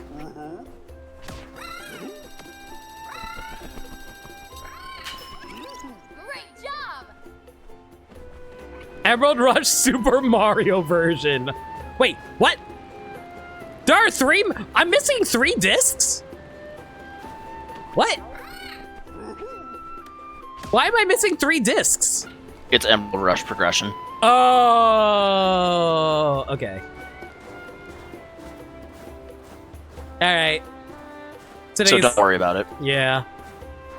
Well, I did one Emerald Rush, and Wow. I did the event. Pauline put on a mustache, and DK did not, which was weird.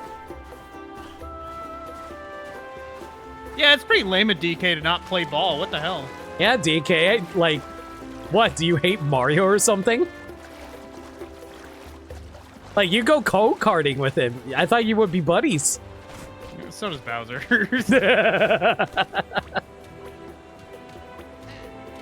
Dude, I actually rewatched, like, the Super Mario Galaxy movie again, like, right before the direct, just because I needed something to do. Like, it's still as bad as I remember it being, but, like, there were some criticisms that I made that were actually wrong. Like, because, like, so, like, I said, what was the point of Wart? I still subscribe to that, but but what I got wrong was, like, no, there was a reason Wart had to contact Bowser Jr.'s because he had to let them know that Peach was coming after him, so that's what led to them attacking them to attack the R-Wing and all that. Yeah, but they could have just had like some kind of radar and be like, "What?" Yeah, that they could have done that too. It's the same thing with Yoshi. It's like, yeah, Yoshi does something, but did he need to do something? Yeah. Like, it could have been anything. It's also really frustrating because when I was watching Yoshi's scenes... Oh, by the way, I saw Doc Lewis and Little Mac. It was awesome. Anyway. their legs are on screen for like 8 frames. No, you can actually... Like, hell yeah! No, you can see Doc Lewis's face, actually. Oh, really? I thought it was just their legs. Nah, you see the, like, 95% of Doc Lewis. You can tell it's him. But yeah, what was I gonna say? Yeah, it's just like when I was watching in the beginning where you first see Yoshi, like I can tell immediately that they wanted to make a Super Mario World movie, but then they went into Galaxy, and that's what, like, I can tell immediately what stuff they were trying to do with Yoshi, and then they just abandoned all ideas of that, and that was really annoying to me because I think it could have been a really good movie otherwise.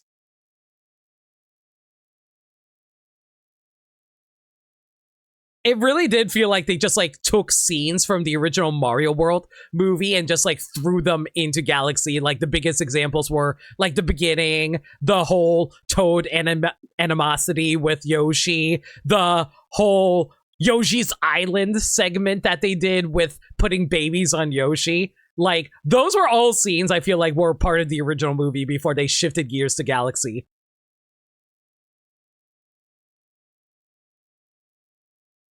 Wario goes go-karting with him, and Wario literally stole his house. DK is the reason we don't have a new Sluggers game? Exactly. What? Don't worry about it. One of these days, I kind of want to do a Mario movie night, but the problem is I want to do all the Mario movies, and that's like a lot of hours. I don't know how many people would want to be around for a marathon like that. I don't know if you tell people in advance. Yeah. What Like- would be... Yeah. Set it up like a month in advance and be like, yo, we're sitting here for 9 hours watching Mario. Well, actually... Well... If we want to do 9 hours, I can throw in the Sonic movies. Those would be probably the better half of the movie marathon. I am really interested in that 90s Mario movie. Oh, I watched it with Serena, Gaddy, I think Maniacal? But yeah, we watched it together. It's okay. I have a feeling I'd like it just because It's a Mario movie. dumb. It's funny because it was released when only the first game came out. So they didn't even have Really? They didn't even have 2. Only the first game. That's it. I thought it came out in the 90s. No, it came out in the 80s. Oh, really? Yeah, it was literally only Mario 1. That's wild that they were like, let's make a movie. Because I think Mario 2 happened pretty quickly. It did, so it's kind of surprising that they just got the movie off the ground that fast. That's absurd. And just to answer your guys' questions, yes, I will also include the OVA. Oh, wait, the movie was 93? Okay, yeah. Oh, you know what? Mario Bros. 2 actually came out a decent chunk after. No, Nameless, no. The live action movie is 93. The OVA was in the 80s. You're getting it mixed I up. was talking about the live action one. No, no. The live action one is definitely in the 90s. I was talking about the OVA. Ah. Yeah. Okay. But no, like, yeah, the OVA had Yoshi. Yeah, it had Yoshi, so it was after Mario World.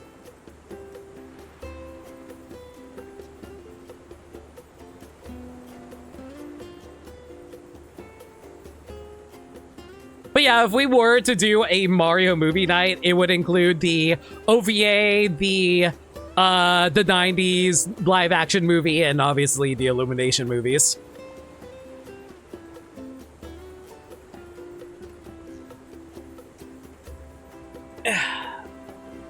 You know what? What if I just did that for a movie night? Like, I'm already doing like a bunch of like superhero movies. What if we just took a small break and said like, hey guys, let's watch Sonic and Mario? You know what's really funny? Like, when I was compiling my schedule for the superhero marathon, I was looking at the Wikipedia page for superhero movies. For some reason, they listed the Mario movies and Sonic. Sonic I can understand. Mario? I don't know. Apparently, they're considered superheroes by the definition of Wikipedia. But you know what? Yeah, He does have super in his name. that is true. But they also included, like, fighting game movies like Mortal Kombat and Street Fighter. Yeah, I don't know about that one. Lost Levels came out the year after the first in Japan, according to Boy and His Turret. No, that makes sense. Yeah, that makes sense.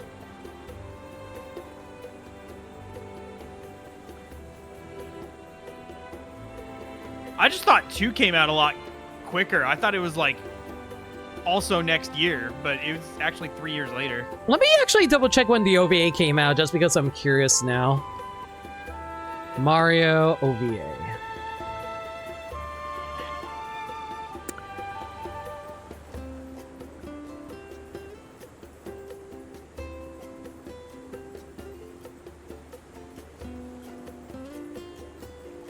It came out in '86, which is literally 1 year after the release of the first Mario game.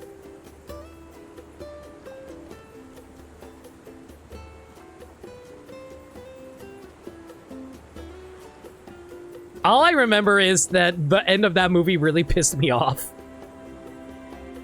The OVA? Yeah, of the OVA. Like, have you ever seen it? No, I didn't even know there was an OVA until the other day when you guys mentioned it. Yeah,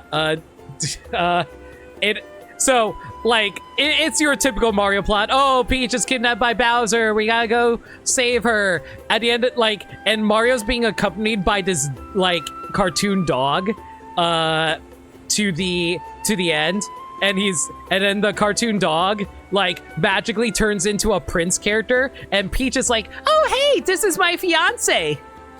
And Mario's like, the fuck you mean? So Mario, good question. So Mario got cucked by a freaking dog, and then Mario and Luigi go back home sad. That's how it ends.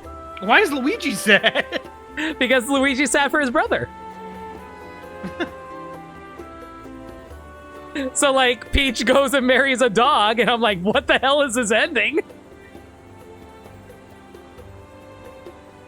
Okay, what actually happened was that Peach's fiance got turned into the dog by Bowser. I'm just saying it's still annoying. Oh yeah, Bowser also gets cucked, so he and Mario become work partners, so Bowser works for Mario's plumbing company. What? Yeah, that's the ending. They defeat Bowser. Bowser goes to Brooklyn and works with Mario.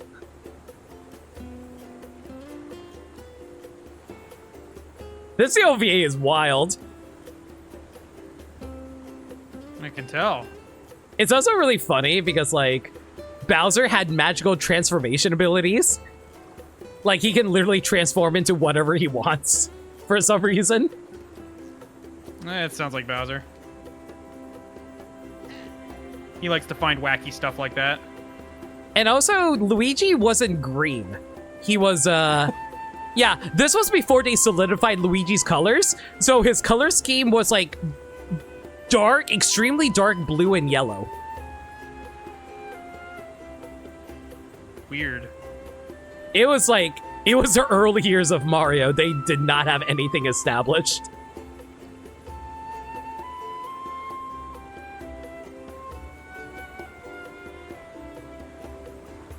Alright. I got nothing else to say. Thank y'all for coming out tonight. Thanks for hanging, Meds and Gaddy. Appreciate it. Yeah, absolutely. Yeah. Alright. I ran out of bombs and I could have had over 400 and now everything's sad. I mean,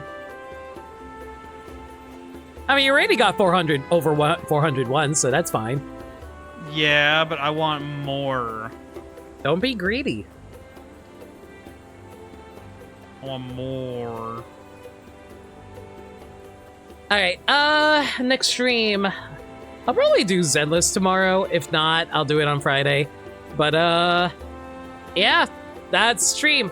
If there's any changes to the schedule, y'all can follow me on Twitter, Blue Sky, YouTube, where I post stream updates and general shenanigans. Or hit up the Discord server, where we talk about anything and everything. We're a friendly bunch in there. Always welcome to any new faces. We also do movie nights. God damn it, now I really kind of want to just do the Mario movie night next Monday. If I don't do the Mario movie night next Monday, for movie night next Monday, we are going to be doing Black Panther. If you guys want to check that out, consider hitting up the Discord server where we host it. All right, who's streaming right now?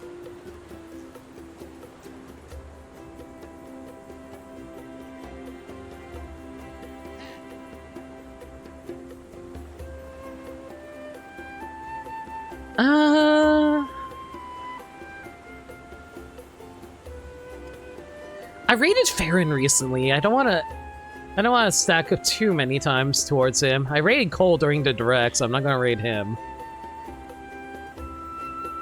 When's the last time I rated?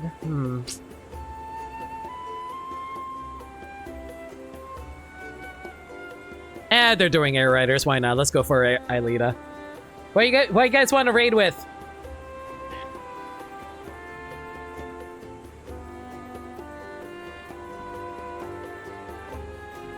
You know, I have an idea.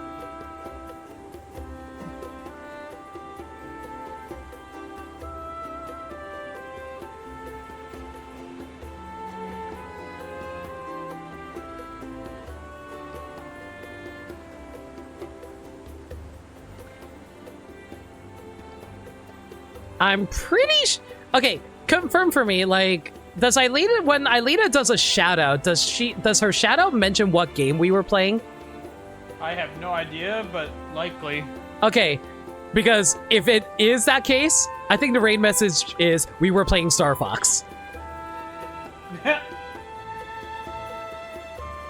Alright, but yeah, that's gonna be it. Until next time, y'all, stay safe, take care of yourselves, remember, love always. Good night, everybody.